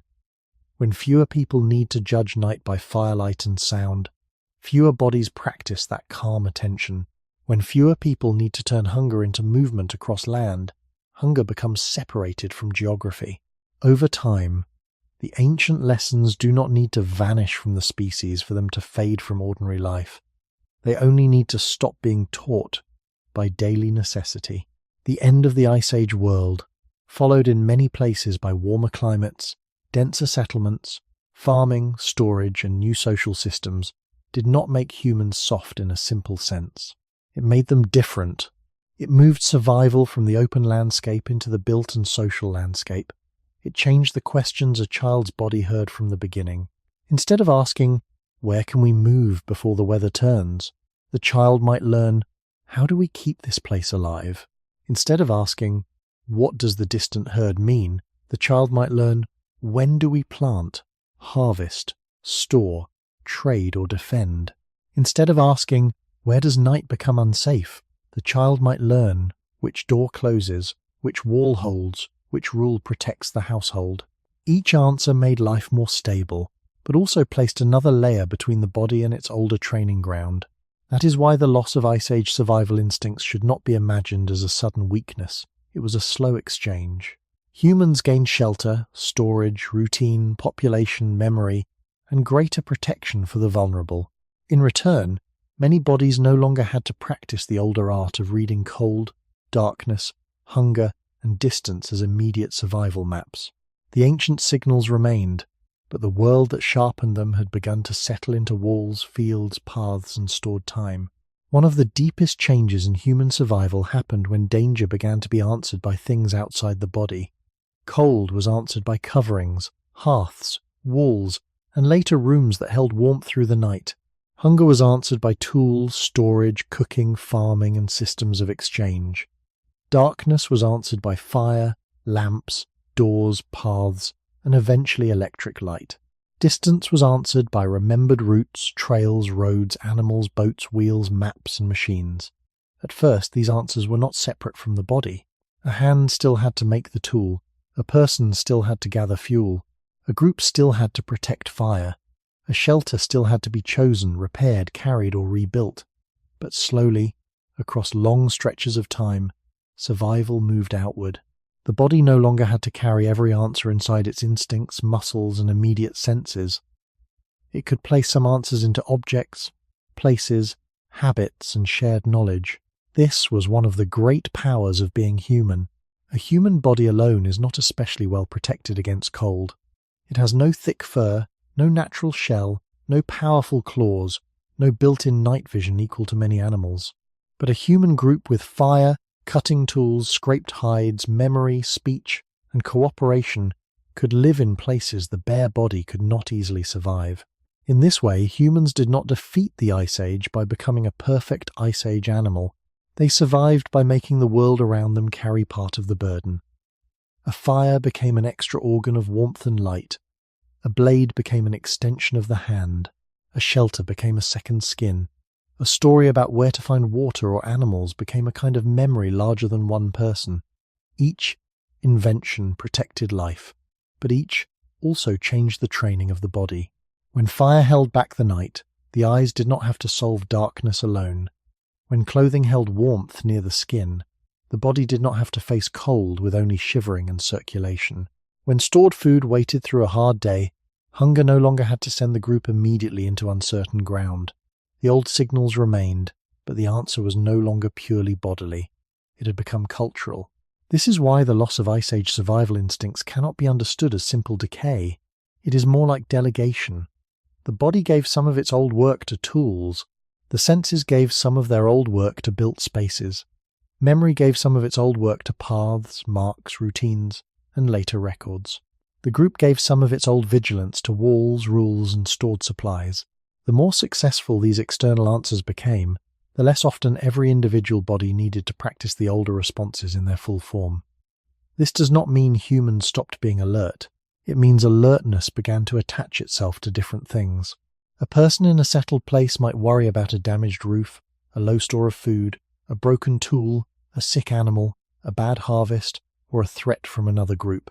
These are real dangers, but they are not the same as reading wind over open ground or listening beyond a fire in an exposed landscape. Survival became more mediated. The body still felt fear, cold, hunger, fatigue, and uncertainty, but those feelings passed through layers of human-made protection before reaching the raw world. A child growing up inside those layers would learn the world differently from a child who learned directly from cold grass, open night, migrating animals, and temporary shelter. The ancient body was still there, but it was wrapped in a growing inheritance of objects and routines. Over many generations, this wrapping became so ordinary that it seemed natural. A house seems natural because we are born into houses. Stored food seems natural because hunger is usually answered before it becomes dangerous. Light at night seems natural because darkness no longer governs the evening in the old way. But each of these ordinary comforts is also a survival technology. Each one quietly stands between us and the conditions that shaped earlier human attention. The old instincts did not vanish because tools were bad. They faded because tools were good enough to take over much of their work. That is the paradox at the center of this story. Human intelligence protected the body so well that the body no longer needed to remain fully trained for the older world. The more humans trusted external protection, the more survival became a partnership between body and object. A person could feel cold, but a covering could hold the answer. A person could fear the dark, but a flame could widen the circle of safety. A person could feel hunger, but a stored supply could soften the urgency. A person could lose direction, but a known path, a mark, a landmark, or a memory shared by others could guide the group back. Each of these changes seems small when viewed alone, yet together they transformed the ancient relationship between sensation and action. In an exposed Ice Age landscape, a signal from the body often required direct attention. Cold might lead to gathering fuel, moving closer to others, repairing shelter, or changing plans before night deepened.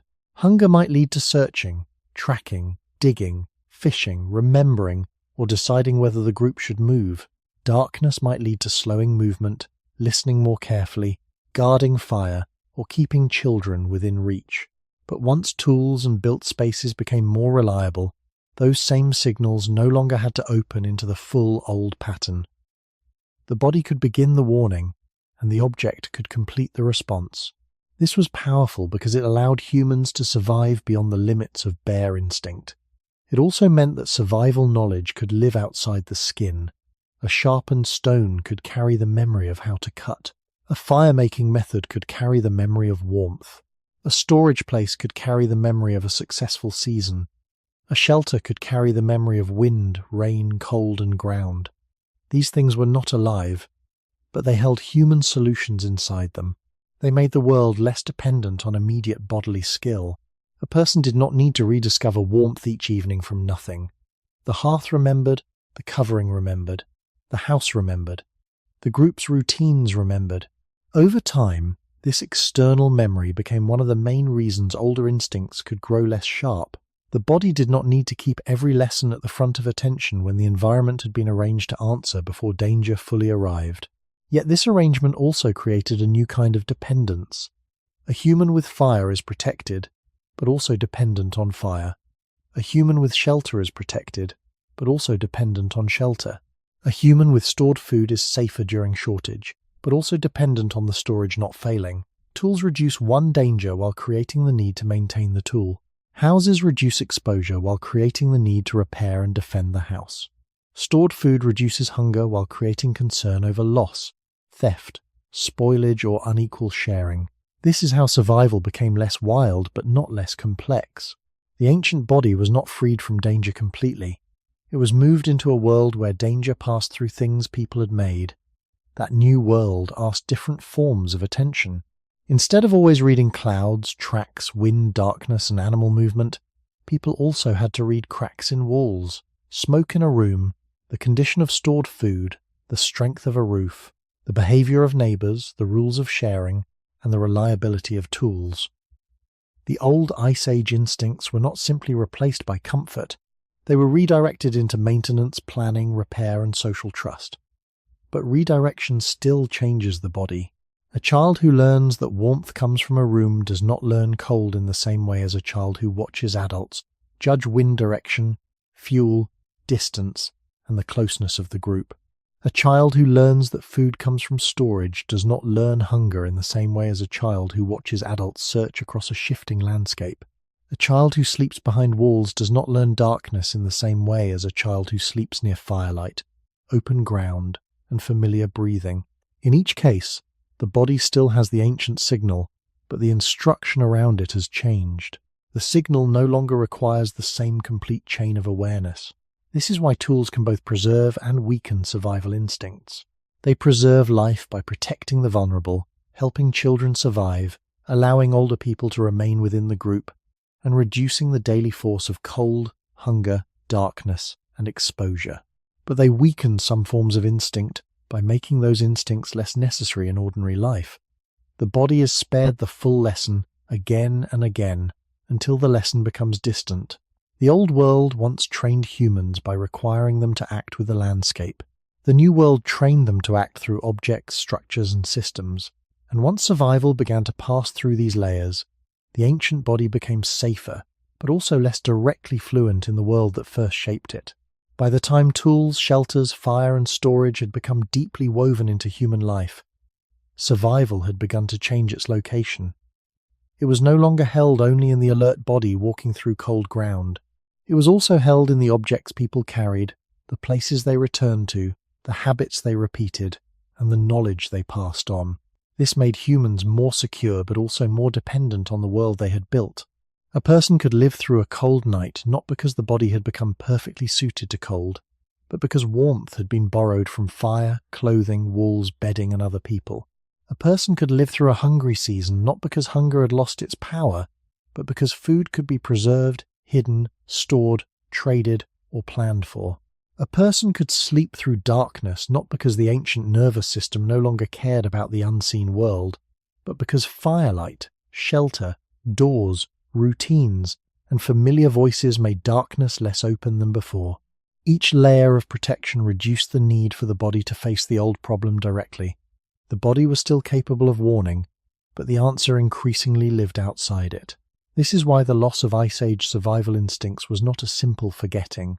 It was more like a gradual transfer of responsibility. First, the body noticed cold. Then clothing carried some of that burden. First, the body feared night. Then, fire widened the safe space. First, hunger forced attention toward the land. Then, storage softened the distance between need and food. First, memory had to remain alive in the minds of people who knew paths, plants, animals, and seasons. Then paths, dwellings, fields, tools, and social routines began to hold parts of that memory in the environment itself. The world humans made became a kind of second nervous system. It sensed, remembered, and answered in quieter ways. A wall remembered wind. A hearth remembered warmth. A storage vessel remembered shortage. A trail remembered repeated movement. A village remembered cooperation. These are not literal memories, but they show how survival moved from immediate instinct into durable arrangements. The ancient body did not disappear. It became surrounded by answers that arrived before the old instincts had to become fully active. This made human life more stable, but stability changes what is practiced. The muscles of attention do not remain equally sharp when the same danger no longer reaches them every day. A person who always walks on marked roads does not learn the ground the same way as someone who must judge terrain by sight, weather, and fatigue.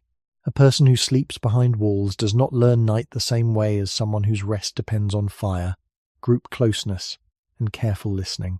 A person who finds food in storage does not learn hunger the same way as someone who must connect an empty stomach to tracks, seasons, water, plants, and movement. The body may still begin the ancient response, but the surrounding world no longer asks it to finish.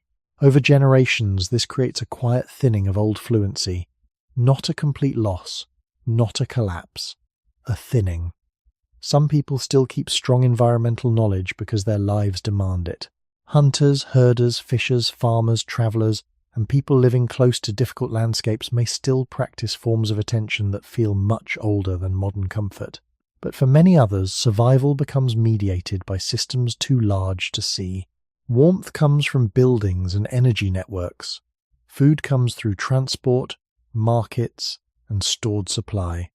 Safety comes through laws, walls, signals, and shared institutions.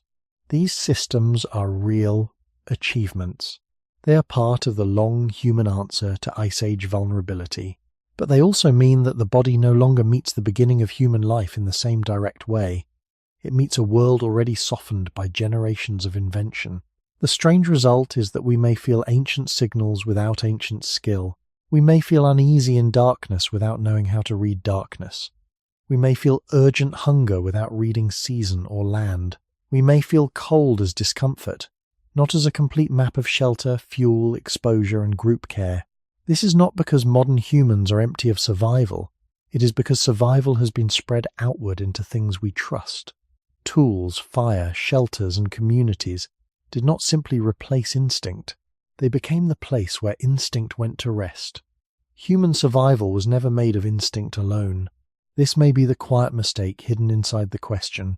When people imagine Ice Age survival, they often picture a body that simply knew what to do, how to endure cold, how to fear the dark, how to find food, how to move across dangerous ground. But human beings did not survive deep time because they were guided by pure reflex.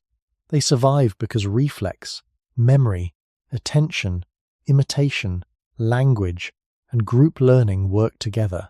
The body gave signals, but the group gave those signals meaning. A child could be born with the ability to feel cold, hunger, fear, curiosity, pain, and comfort.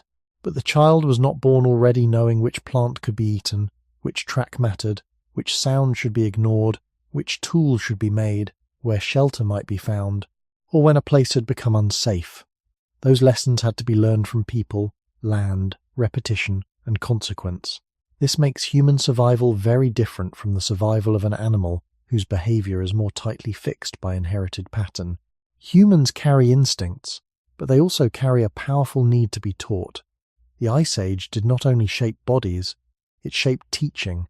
It shaped the passing of attention from older people to younger people. It shaped the way children watched hands, faces, paths, fire, tools, animals, weather, and silence. A child learned by being near adults who already knew the world. The child watched how someone held back from a frozen crossing, how someone listened before entering darkness, how someone judged wind before placing a shelter, how someone divided food when hunger moved through the group. These lessons did not always require formal words. Much of human learning happens through quiet observation. A child sees what adults notice. A child feels when adults become still. A child learns that one kind of silence is safe, and another kind asks for attention. A child learns that cold is not only cold, but a reason to move closer, cover the body, gather fuel, or protect the smallest sleepers. This means that many Ice Age survival instincts were not locked inside the body as finished instructions. They were completed by culture. The body could start the response, but culture taught the direction. Hunger started the search, but memory taught where to look. Fear sharpened attention, but experience taught what deserved fear. Cold warmed the skin, but knowledge taught how to keep warmth from leaving. Darkness changed the senses, but group life taught how to move, listen, and rest inside it. When the culture changed, the response changed too. This is why the loss of ancient survival instincts could happen much faster than biological evolution alone would suggest. Bones and nervous systems change slowly, but learned skills can fade in only a few generations if children no longer see them practiced. If no one around a child reads tracks, the child may never learn tracks as language. If no one judges weather before walking long distances, the child may not develop that form of attention. If no one sleeps near fire or listens to open darkness, the child may still fear the dark, but not know the old discipline of night. The feeling remains, while the skill around it disappears. This is one of the central reasons modern humans can seem both ancient and untrained. The body still has old alarms, but many of the old answers were never purely biological. They were learned patterns held by communities. In a modern world, children learn other survival skills instead. They learn roads, rooms, schedules, machines, screens, rules, money, schools, warnings, and social signals that belong to a different landscape. These are real skills. Quote, "A person in a modern city must learn many things an Ice Age hunter would not know, but each kind of life trains attention toward its own dangers. The ancient child learned wind, hunger, distance, darkness, and the behavior of animals. The modern child learns traffic, electricity, social systems, digital signals, indoor safety, and planned time. The human brain is flexible enough to learn both, but it usually learns what the surrounding world demands. That flexibility saved us, yet it also made some older instincts easier to lose. Humans did not need to wait for biology to erase the Ice Age. They only needed to stop teaching the Ice Age every day. Learning may be the most human survival instinct of all. A cold animal can have fur. A night animal can have sharper eyes. A migrating animal can follow patterns written deeply into its body. But humans survived by being unfinished in a special way. A human child is born needing others for a long time, far longer than many animals. That long dependence can look like weakness, yet it also creates a wide doorway for learning. The child has time to absorb the world before being alone inside it. The child watches how adults respond to cold, hunger, darkness, pain, distance, and uncertainty. The child learns not only what the body feels, but what those feelings mean in a particular place. In an Ice Age landscape, this long childhood may have been one of the quiet foundations of survival. A young person did not need to invent the world from the beginning. The world had already been partly understood by older people, and that understanding could be passed down through gesture, imitation, warning, story, rhythm, and daily routine. This made human survival cumulative. One generation could learn from the mistakes and discoveries of another. A useful tool shape, a safe crossing, a seasonal food source, a way to keep fire alive, a method for preparing hides, a memory of animal movement, a rule about when not to travel. These could remain after the first person who learned them had died.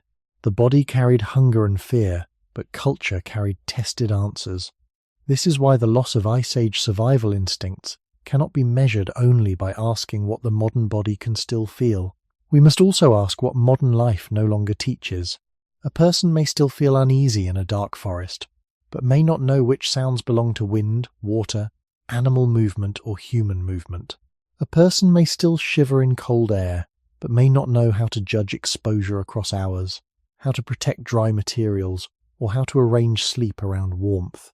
A person may still feel hunger sharply, but may not know how to connect hunger with tracks, routes, stored fat, seasonal movement, or the shared needs of a group. The raw signal remains while the learned interpretation fades. This fading can happen quietly because human beings are so adaptable. The same brain that could learn Ice Age landscapes can learn apartment buildings, roads, clocks, screens, supermarkets, schools, passwords, traffic signals, and social rules. Modern skills are not fake skills. They are simply tuned to a different world. A child who learns to cross a city street safely has learned a real survival lesson. A child who learns not to touch electricity, not to step into traffic, how to call for help, how to read written warnings, how to navigate buildings, how to follow schedules, and how to trust systems of strangers is learning a landscape too. But it is not the same landscape that shaped the older body. It does not teach the same relationship between sensation and survival. The modern child may learn that hunger means a meal is coming soon, not that the group must decide where to search. The child may learn that cold means closing a window, not judging wind, fuel, distance, and shelter. The child may learn that darkness means bedtime, not a shift into shared listening around a fragile circle of light. Over generations, these lessons become normal. The old lessons become rare, specialized, or remembered only through stories, crafts, outdoor knowledge, or the lives of people who still remain close to land and weather. This is not a failure of intelligence. It is a result of intelligence. Humans built new environments, and then those environments began teaching new bodies how to live. The Ice Age survival mind was never a fixed object that could be preserved unchanged. It was an active relationship between biology and instruction, When the instruction changed, the mind changed with it. The nervous system still responds to old signals, but the culture around those signals has been rewritten. We can still feel traces of the beginning, but many of the old meanings are no longer handed to us with daily life. The body whispers in a very old language, while the world teaches us a newer one. There is a quiet difference between forgetting and no longer being taught. Forgetting suggests that something once complete simply slipped away. But many Ice Age survival abilities were not complete inside a single body. They lived between bodies. They lived in watching, copying, warning, correcting, and remembering together. A child learned the world because older people made the world readable. A gesture toward the sky could mean the weather was changing. A pause near tracks could mean that something had passed recently. A lower voice near darkness could mean attention was needed. A change in the way adults gathered fuel could mean that the night would be colder than usual. These were not separate lessons placed into a book. They were woven into daily life. The body learned through participation. It learned by being carried, then walking, then helping, then remembering. It learned by sensing how the group reacted before the child fully understood why. In this way, survival knowledge entered the nervous system through relationship. The child's fear, hunger, cold, and curiosity were shaped by other people's responses. If the adults were calm near a certain sound, the child learned calm. If the adults grew still at another sound, the child learned attention. If hunger came and the group began planning rather than panicking, the child learned that an empty stomach was not the end of thought, but the beginning of careful action. This kind of learning is fragile because it depends on a living chain. When the chain is strong, knowledge can pass through many generations without writing. When the chain is broken, skills can fade quickly. A landscape may still exist, but if children are not taught how to read it, it becomes silent to them. A night may still be dark, but if no one teaches the old ways of listening, darkness becomes either fear or emptiness, not information. Cold may still touch the skin, but if no one teaches the full pattern of shelter, wind, fuel, dryness, and shared warmth, cold becomes only discomfort. Hunger may still rise in the stomach, but if no one teaches the older relationship between food, season, memory, and movement, hunger becomes only an urge. This is one reason modern humans can live inside ancient bodies while feeling separated from ancient competence. The biology has not entirely changed, but the teaching environment has. The old world asked children to learn from land because land pressed directly on the group.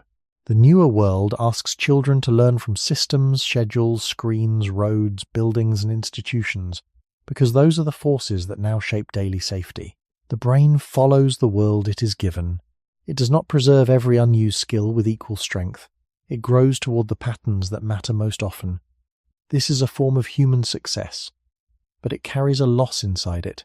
When culture becomes better at protecting the body has fewer chances to develop older forms of attention. When adults no longer need to read tracks, children no longer absorb the habit of looking down at the ground in that way.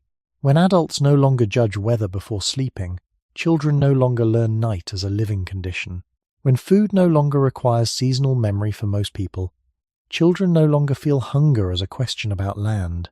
The ancient signals continue, but they become detached from inherited meaning. This does not make modern people lesser. It shows how human survival has always depended on what is practiced. A person today may be highly skilled in a world of machines, language, laws, numbers, digital signs, medical systems, transportation, and social networks. These are not small abilities. They are the survival landscape of the present, but they do not train the same instincts that cold plains, open darkness, uncertain food, and moving camps once trained. The Ice Age mind was not lost because humans stopped being intelligent. It faded because intelligence moved into new forms. We learned different maps. We learned different dangers. We learned different forms of trust. And as those newer lessons filled childhood after childhood, many older lessons became quiet, not because they were false, but because the world no longer repeated them loudly enough. The ground keeps only a small part of human survival. Most of what mattered in an Ice Age life disappeared with the bodies, voices, skins, fibers, wooden tools, and daily habits that once carried it. Archaeology gives us traces, not the full living world, A stone tool can remain after the hand is gone. Burned soil can remain after the fire has gone cold. Animal bones can remain after the meal.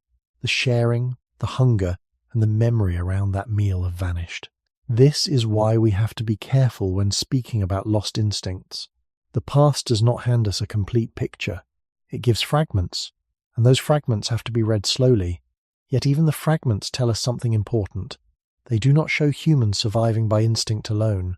They show humans surviving through systems: tools, fire, food processing, movement, shelters, cooperation, and repeated knowledge. A sharp stone edge is not just a sharp stone edge. It is a sign that someone understood material, force, hand movement, and purpose. A hearth is not just burned ground. It is a sign that warmth, light, cooking, gathering, and protection were being organized in one place. Cut marks on bones are not just marks. They show that bodies, tools, animals, hunger, and sharing met at a particular moment in time. These traces make the old survival world more realistic. They move us away from the idea of a mysterious primitive instinct and towards something more human, more patient, and more complex. Ice Age people were not simply reacting to cold, dark, and hunger. They were building ways to live with those forces. The archaeological record often preserves the hard parts of survival, because hard things last. Stone lasts, bone may last, charcoal can last, shell can last, pigment can last, but the soft parts of survival may have mattered just as much. Clothing made from hides or fibers could protect the body, but often leaves little behind. A sleeping arrangement near fire could protect children and older people, but its warmth does not fossilize. A path remembered across seasons may not remain visible after thousands of years. A warning taught to a child, a story about where animals move, a habit of sharing food during scarcity, a way of listening at night. These may leave no direct mark at all. Still, the hard traces point toward the missing soft world. Scraping tools suggest prepared hides. Needles and small piercing tools in later periods suggest sewing and fitted coverings. Repeated hearths suggest places where people returned, gathered, cooked, warmed themselves, and perhaps organized sleep. Animal remains suggest choices about hunting, scavenging, carrying, cutting, and using different parts of the body. None of this proves one simple instinct. It shows a layered survival intelligence. The body felt cold, but tools helped create warmth. The body felt hunger, but knowledge turned animals, plants, and stored fat into food. The body feared darkness, but fire and group life made night more manageable. Archaeology, therefore, helps answer why some Ice Age survival instincts faded. What faded was not only a biological reflex. What faded was a whole arrangement of practices that had to be repeated in the right environment. If a skill depends on knowing how to make shelter from local materials, then the loss of that landscape weakens the skill. If night safety depends on fire, placement, social closeness, and listening, then sleeping alone behind walls teaches something else. If hunger once depended on tracking, gathering, preserving, sharing, and remembering seasons, then food systems that hide all those steps change what hunger means. The artifacts left behind show that survival was already outside the body long before modern comfort. Humans had been placing memory into tools, fire, shelters, paths, and group habits for tens of thousands of years. Later technologies did not invent this pattern. They expanded it. They made the external world answer even more of the questions once asked by cold skin, empty stomachs, tired legs, and listening ears.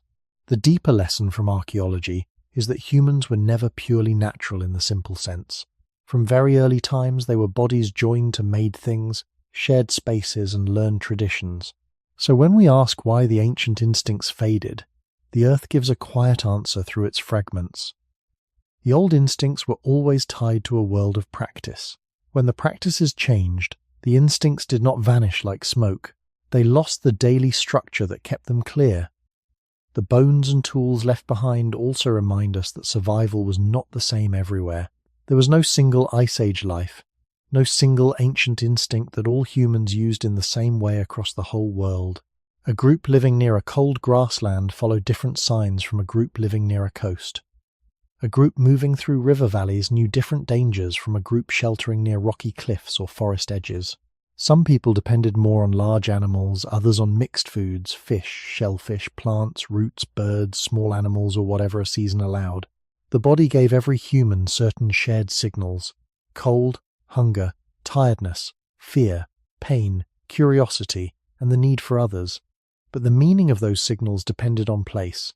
Archaeology shows this through difference. One site may hold many animal bones from large prey.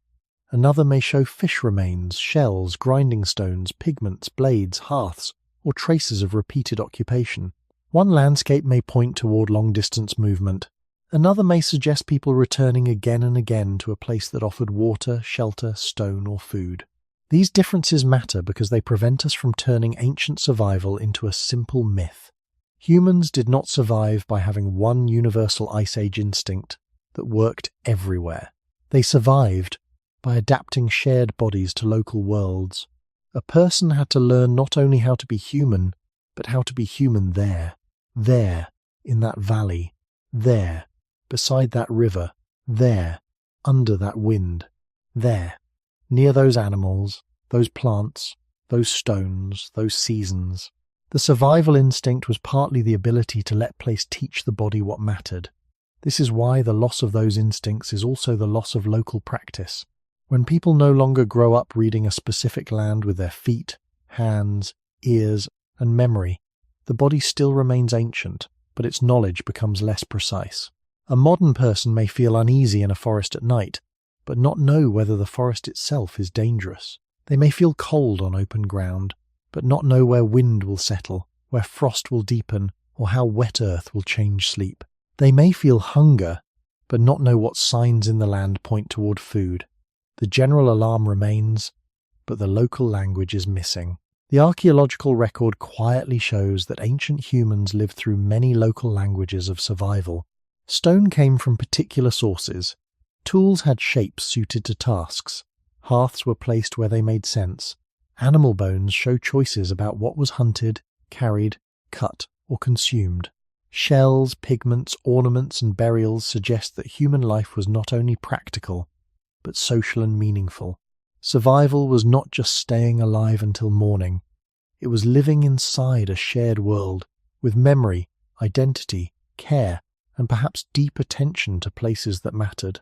This is important because instincts do not operate in emptiness. Even fear depends on what a person has learned to fear. Even hunger depends on what a person knows can answer it. Even cold depends on whether the group has the skill to make warmth. Archaeology cannot show every thought, but it can show that human survival was organized, repeated, and learned. A cluster of hearths suggests returning, gathering, and maintaining heat.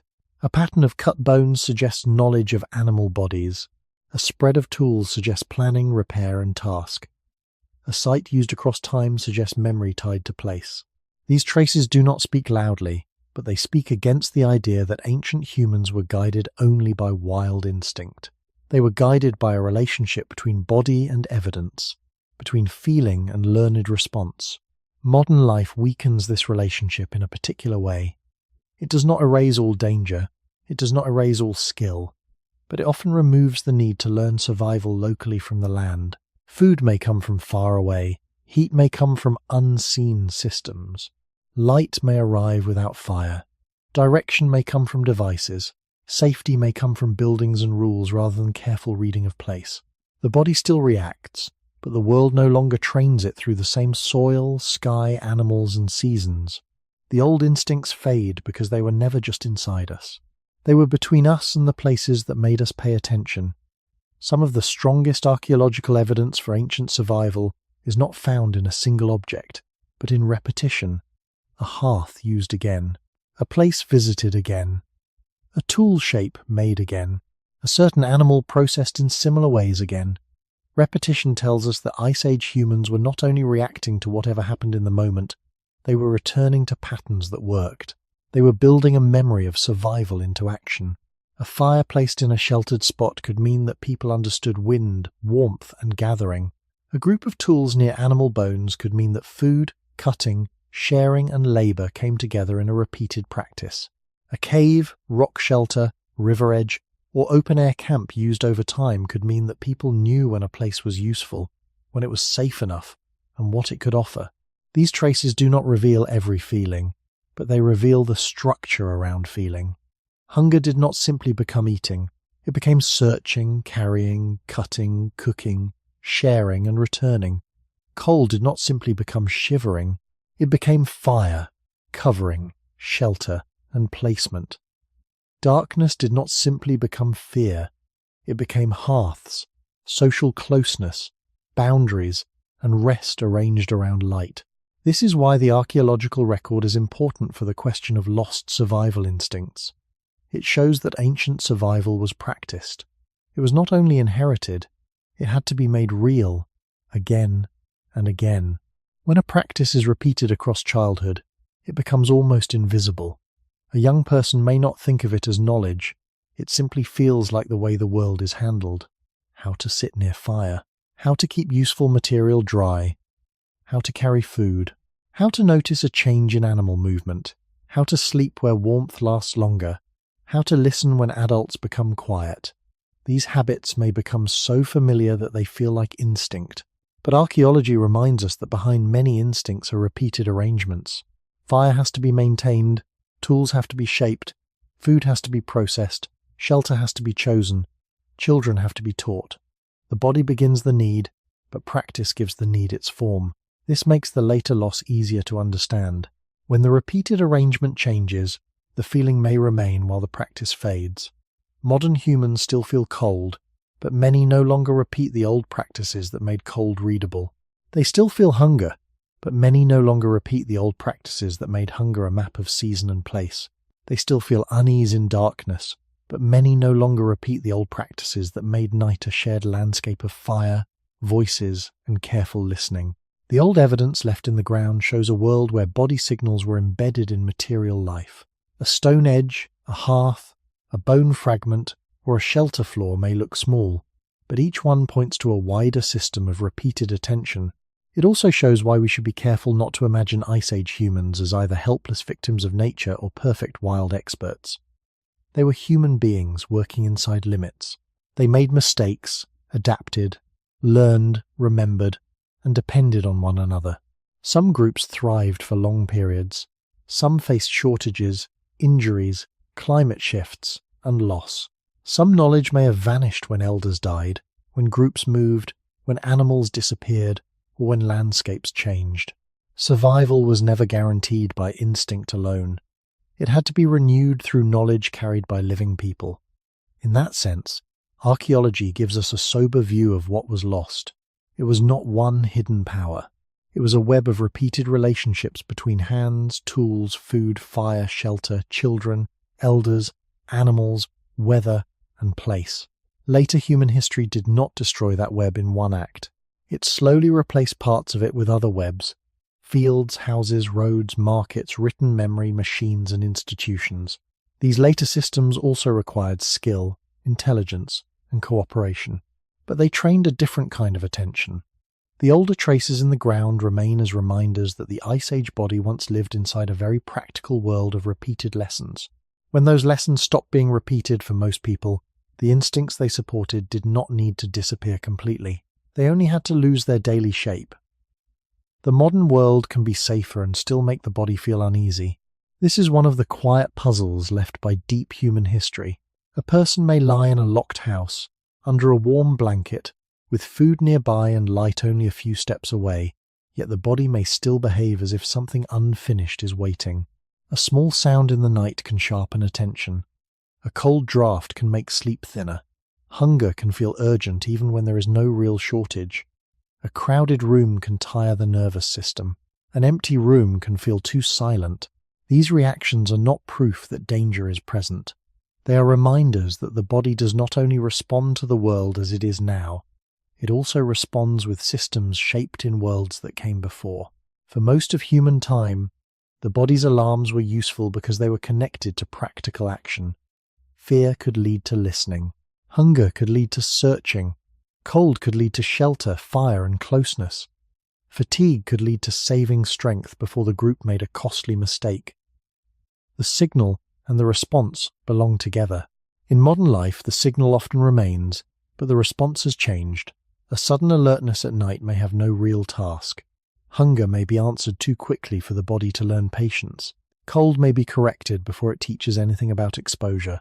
Stress may rise not because a storm, predator, or empty landscape is near, but because messages, deadlines, noise, and social pressures keep the nervous system active in a different way.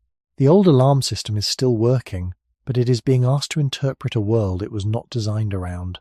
This does not mean the body is broken. It means the body is historical. Every heartbeat, shiver, flinch, craving, and moment of unease belongs to a long chain of adaptation. The difficulty is that modern safety does not always feel like safety to the older layers of the body. A locked door may be rationally reassuring, but the nervous system may still listen for unfamiliar sound. A bed may be soft, but sleep may still depend on temperature, darkness, rhythm, and the feeling of being safe enough to let attention fall. A full kitchen may remove actual scarcity, but hunger may still pull the mind with force because the body's first language is older than agriculture, markets, and stored abundance. The ancient body reads signals before it reads explanations. It notices the body's state, the environment, the presence or absence of others, the pattern of sound, the amount of light, and the sense of control. Only later does the modern mind explain why nothing is wrong. This gap can create a strange kind of discomfort. Feeling alert without danger, hungry without scarcity, tired without physical journey, restless without a clear reason to move. In the Ice Age world, such feelings often pointed outward. They asked the person to check the fire, watch the weather, stay near the group, conserve strength, or remember where food might be found. In the modern world, many of those outward tasks have been removed. The body begins an ancient movement, then meets walls, switches, schedules, screens, and stored food. The old response has nowhere to fully unfold, so the energy may remain inside the body as tension, impatience, wakefulness, or vague unease. This is why understanding lost Ice Age survival instincts is not only about the past, it is also about recognizing why a protected life can still carry ancient restlessness. We are not simply living after the Ice Age. We are living with bodies that were partly formed by its pressures, then placed into rooms, routines, and systems that answer those pressures before we can even name them. Modern comfort has solved many dangers, but it has not erased the deep architecture of alertness. The body still asks old questions in quiet ways. Is it warm enough? Is food secure? Is night safe? Is someone nearby? Is there a reason to move, hide, wait, listen, or stay still? Most of the time, the modern world answers yes, you are safe. But the body often asks again, because it learned its first lessons in a world where one answer was never enough. Modern unease often comes from this broken chain between signal and response. The body becomes alert, but the landscape does not explain the alertness. A person may feel the need to move, but there is nowhere meaningful to go. A person may feel the need to prepare, but the danger is not weather, hunger, or darkness. It may be a message on a screen, a memory, a responsibility, a schedule, a sound from another room, or a sense that something has been forgotten. The nervous system still knows how to gather energy for action. It still knows how to raise attention, tighten muscles, sharpen hearing, and narrow thought. But many modern pressures cannot be solved by running, searching, hiding, gathering fuel, sharing food, or staying close to a fire. They are abstract pressures, spread through time rather than placed clearly in the landscape. Debt, work, status, news, social expectation, illness, loneliness, and uncertainty about the future can all enter the body, but they do not give the body the kind of direct task it once understood. In the older human world, stress often had a shape. A storm was coming, food was low, a child was cold. A sound had changed beyond the firelight. The group had to move before daylight disappeared. These were not easy problems, but they were embodied problems. They connected sensation to action. The modern world often gives the body pressures that are real, but less physically readable. The body prepares for danger, while the mind is trapped in thought. This can make the ancient alarm feel misplaced. even when it is responding to something important. The body is trying to protect life with tools older than the problems in front of it. That is why modern safety can still feel tiring. A warm room may protect the skin but not quiet every worry. A full meal may feed the body but not settle the sense of uncertainty. Artificial light may remove darkness, but it can also extend attention deep into the night, keeping the mind awake when the older body expects a slowing world. A phone can connect a person to others, but it can also bring distant threats into a quiet bedroom. The nervous system was not shaped to receive danger from everywhere at once. Ice Age alertness was often local. It watched the fire, the weather, the movement of animals, the nearness of the group, the edge of darkness. Modern alertness can become global, invisible, and continuous. The body still reacts as if attention should lead to action, but action is not always possible, so the signal may circle inside. It becomes restlessness, shallow sleep, irritability, craving, or a vague sense that the body is waiting for something. This does not mean that ancient life was calmer. It was often harder in physical ways that modern people are fortunate not to face. Cold, hunger, injury, infection, childbirth, and loss could be severe. But the kinds of danger were often closer to the body and the land. They could be met through movement, skill, cooperation, rest, fire, shelter, food, and shared attention. Modern danger is often buffered by systems, yet those systems can also make danger feel less visible and less controllable. The old instincts do not know how to read an electricity bill, a work deadline, a news feed, or a future that exists only in imagination. They only know the first bodily language of survival. Listen, tighten, prepare, seek safety, seek others, save energy. Look for the pattern. When no clear pattern appears, the body may continue searching. This is one reason the loss of Ice Age survival instincts is not only about losing strength, endurance, or outdoor skill. It is also about losing the old match between discomfort and meaning. Cold meant something. Hunger meant something. Darkness meant something. Fatigue meant something. Fear meant something within the place where it arose. In modern life, the body still creates these messages, but the meanings are often scattered across artificial environments and social systems. We remain ancient enough to feel the alarms, but modern enough to no longer know exactly what many of them are asking us to do. The modern body may be most confused when safety is present, but not felt. A locked door can protect the room, yet the body may still listen at night. A full refrigerator can protect against hunger, yet the stomach may still speak with old urgency.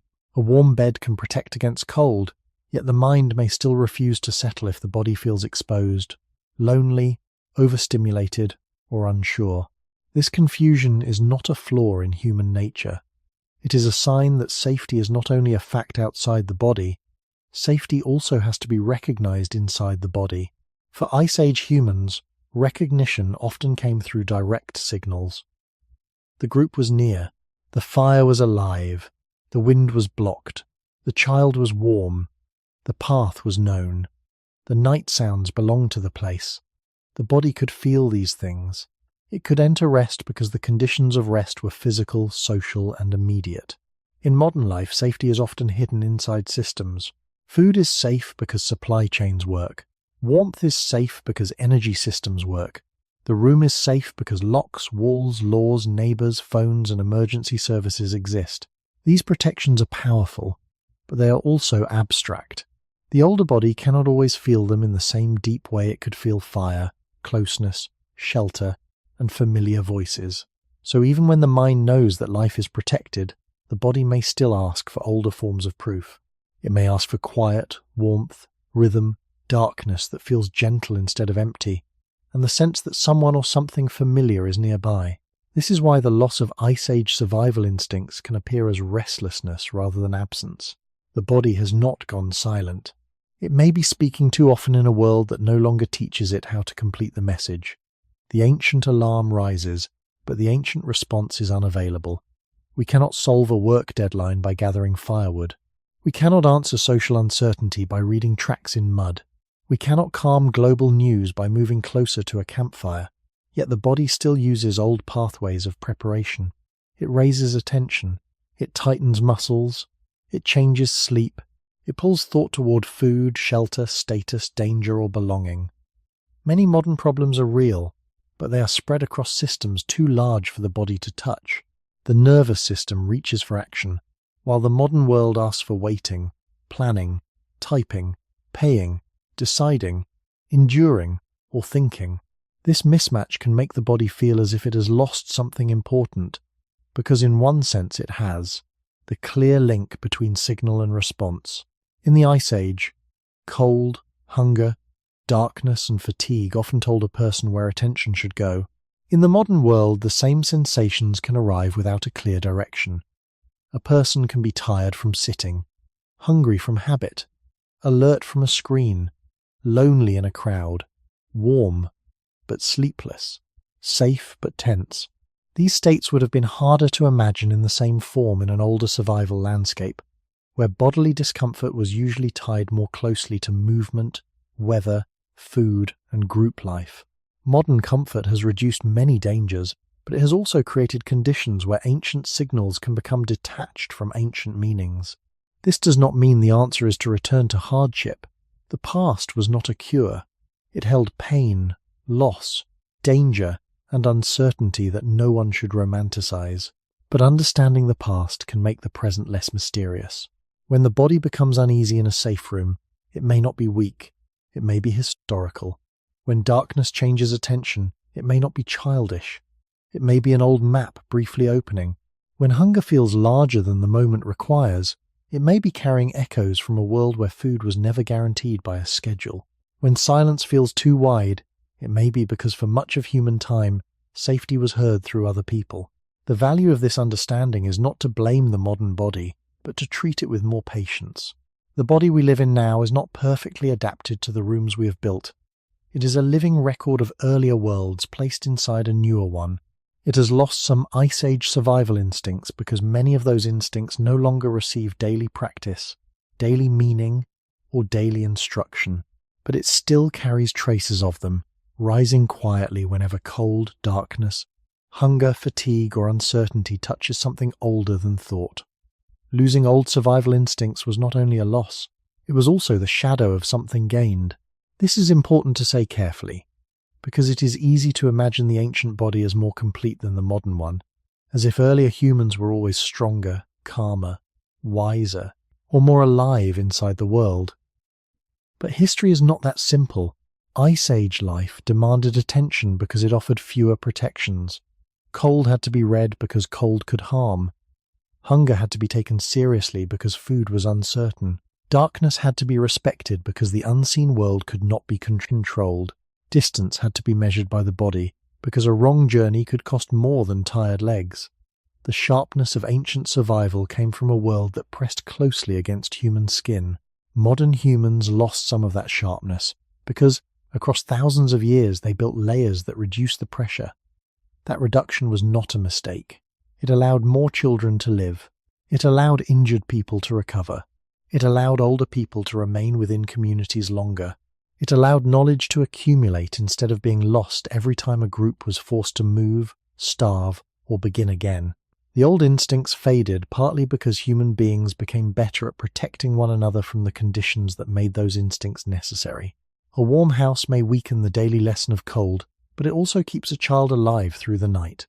Stored food may weaken the old training of hunger, but it also protects a family when the land gives less than expected.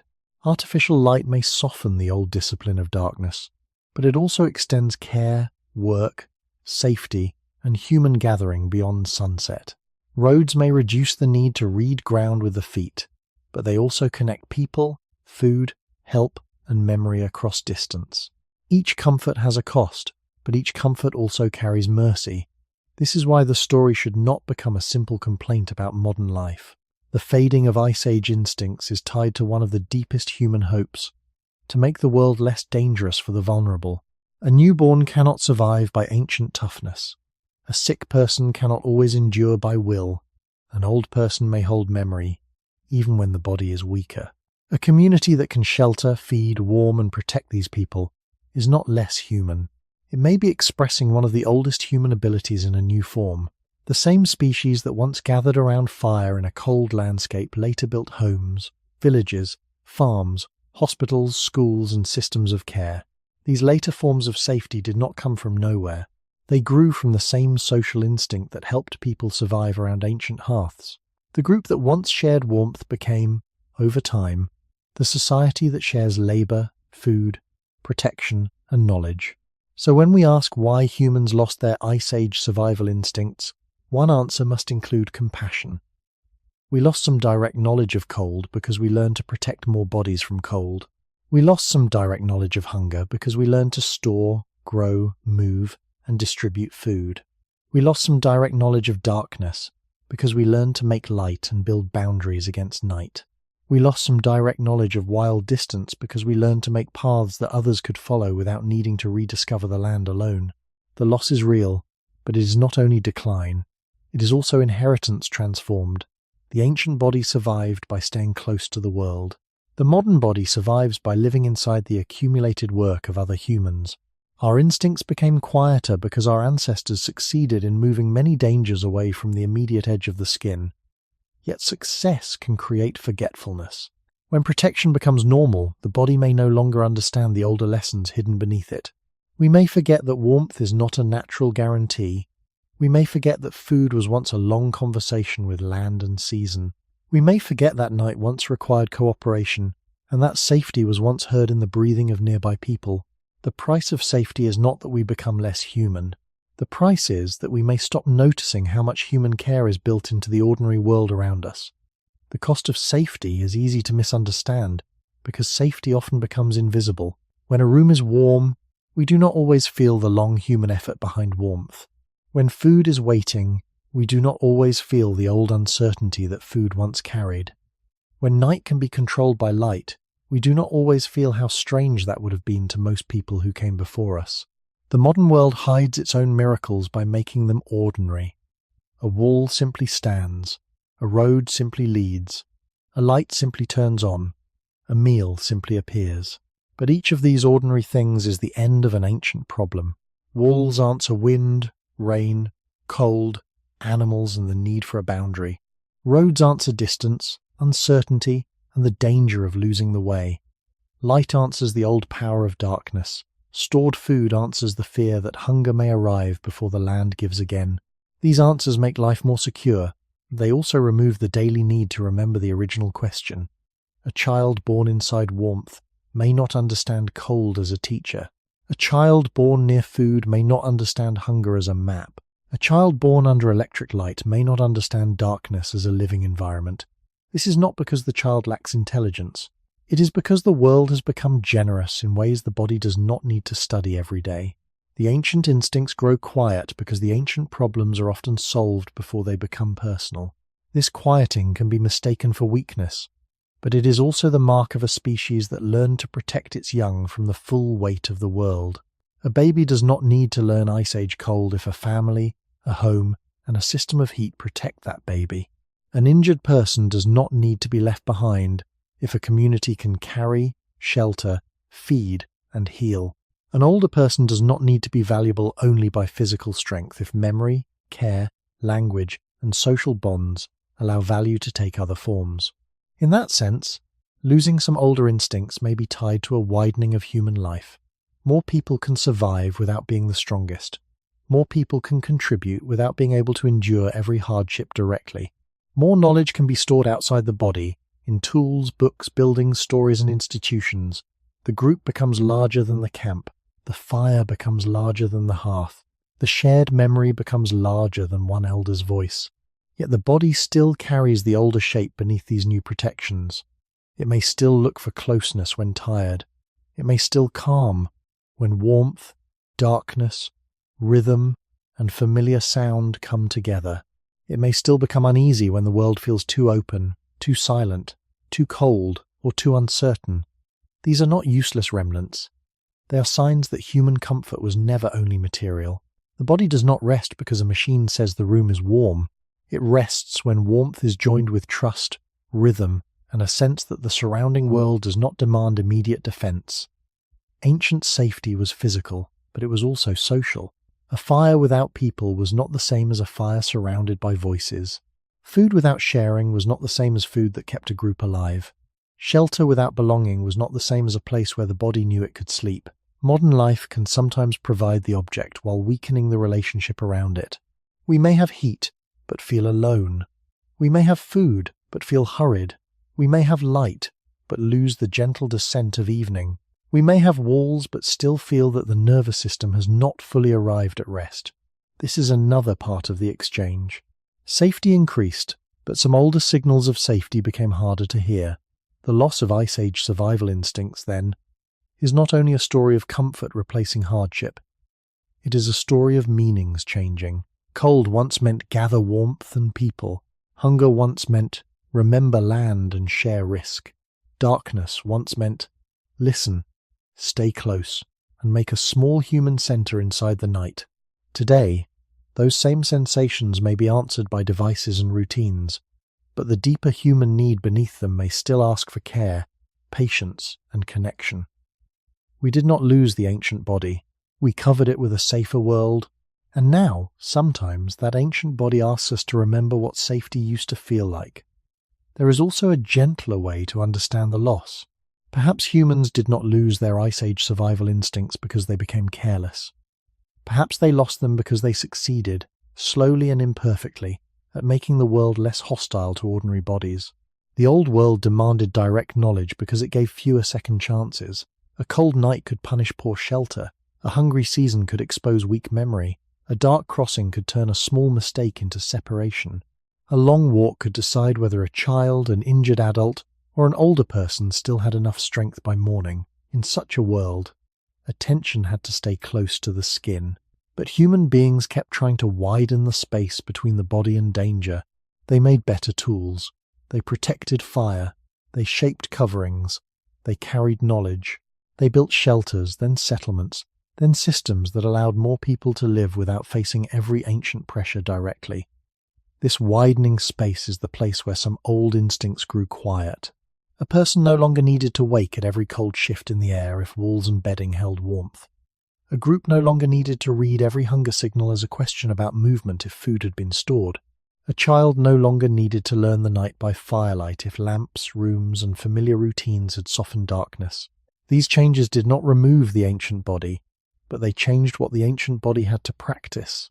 And what is not practiced every day can become faint, even if it remains somewhere underneath. There is no need to turn this into a story of modern failure. The safer world is not fake. It is built from human care, human intelligence, and human memory. Every warm room carries a long history of people refusing to let cold rule the night. Every stored meal carries a long history of people trying to make hunger less cruel. Every light in darkness carries a long history of people pushing back against fear, injury, and uncertainty. The old instincts faded because human beings learned to protect life at a distance. Instead of asking everybody to be strong enough, alert enough, hungry enough, and cold-resistant enough, communities began to build conditions where weakness did not always mean death. That is not a small achievement. It may be one of the most human achievements of all. Still, something valuable can fade inside a real achievement. When life becomes protected by systems, the body can forget how much it once depended on the world directly. Warmth becomes expected. Food becomes expected. Light becomes expected. Help becomes expected. A number, the ancient seriousness of these things becomes harder to feel. We may walk through a heated room without sensing that warmth was once a fragile victory. We may eat without sensing the long conversation between land, season, labor, and memory.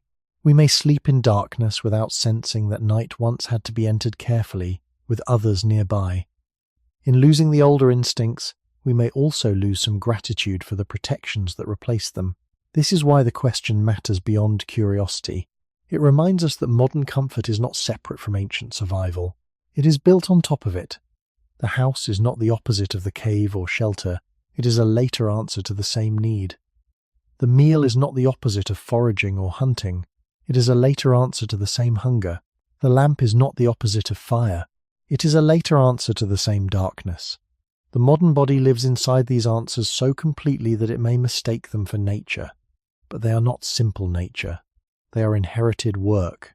They are the labor of countless people who tried to make cold less deadly, hunger less uncertain, darkness less dangerous, and childhood less fragile. So the loss of Ice Age survival instincts can be seen as a trade.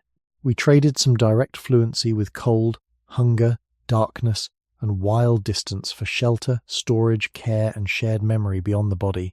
We became less practiced in some ancient skills because we became more surrounded by human protection. The loss is real. The gain is real too. And somewhere between them, the modern body continues to carry a quiet question from the beginning of human life. What does it mean to be safe, when so much of safety now we guess from a world our instincts did not originally know?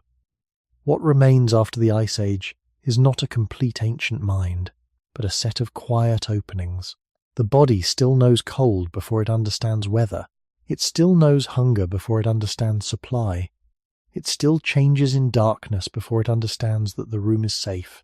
It still feels the presence or absence of others in ways that are older than language.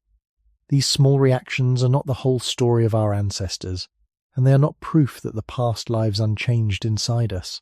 They are traces, beginnings, fragments of older conversations between body and world. A cold hand does not carry the entire memory of Ice Age shelter, but it may still remind the body that warmth matters. A restless feeling in darkness does not carry the full knowledge of night around a fire, but it may still remind the body that seeing less once meant listening more. A sudden hunger does not carry the whole map of season, plants, animals, and shared food, but it may still remind the body that energy was once uncertain.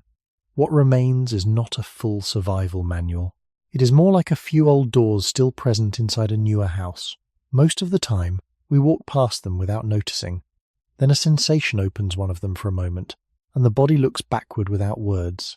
This is why the question of lost survival instincts cannot end with a simple answer. Humans did not lose everything. They also did not keep everything. We kept the body's first language, but lost many of the old meanings that once translated it. We kept shivering, but not always the old knowledge of exposure. We kept hunger, but not always the old knowledge of land and season. We kept alertness at night, but not always the old knowledge of fire, group closeness, and careful listening. We kept the need for others, but modern life can sometimes hide that need beneath privacy, schedules, and walls. The Ice Age did not leave us as wild experts trapped in modern rooms. It left us as historical bodies, living inside protections that our ancestors slowly built. Those protections are real, they are not illusions. A warm bed, a stored meal, a light in darkness, a door that closes, a person nearby, a place to return to, these are human achievements. But beneath them, the older body still asks for recognition. It asks to be understood not as a machine that should always be calm, but as a living record of earlier conditions. This understanding can soften the way we look at ourselves. When the body feels uneasy without a clear reason, it may help to remember that many human signals began in worlds where the reason was physical, near, and shared. The modern mind may search for an explanation, but the body may be speaking from a deeper layer of time. It may not need panic. It may not need blame.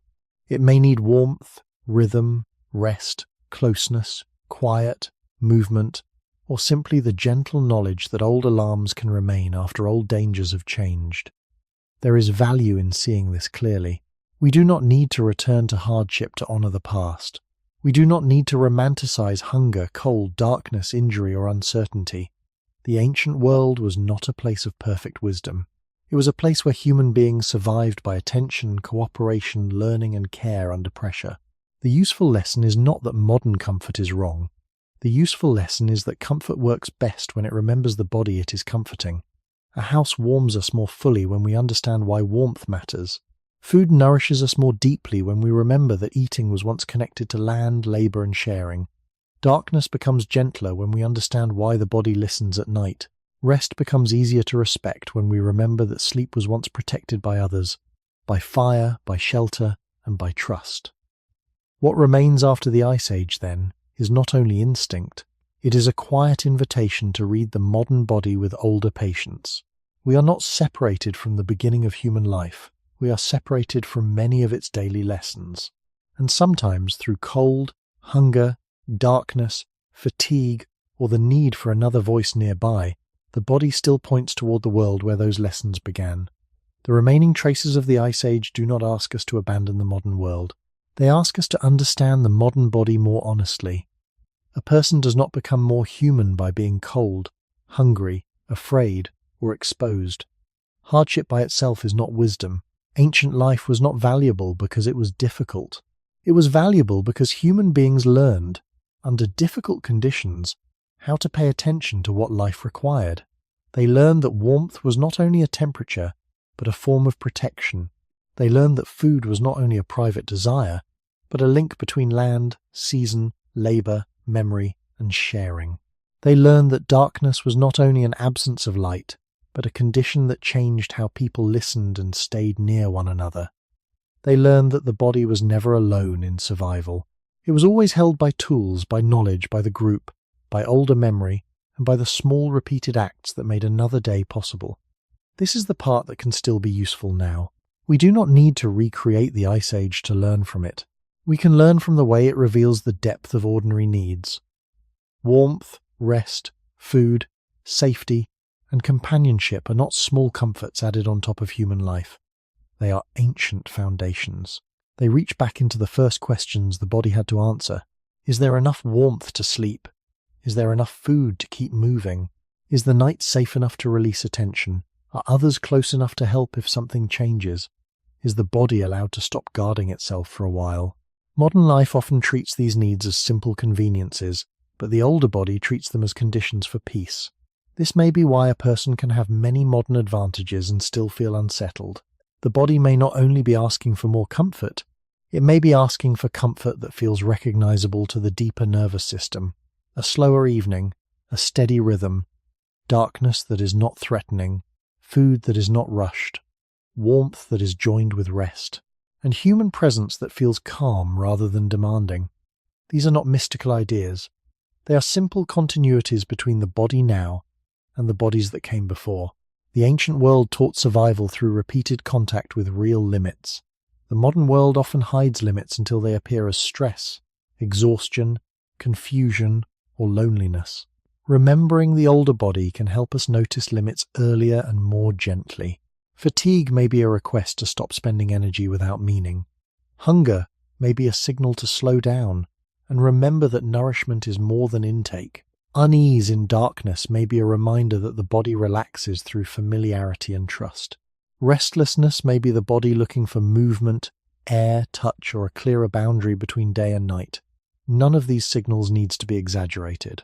None of them needs to become a dramatic explanation for every feeling, but they can be met with more patience when we remember that the body was shaped in a world where signals mattered.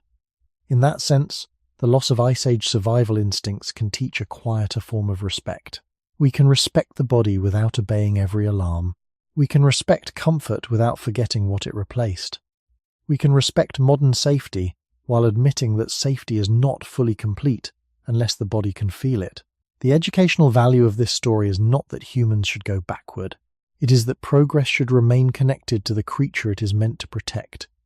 A house is not only shelter if the person inside never rests. Food is not only abundance if eating becomes hurried and disconnected. Light is not only safety if it keeps the mind awake long after the body asks for night. Tools are not only progress if they separate people from the simple signals that help them feel alive.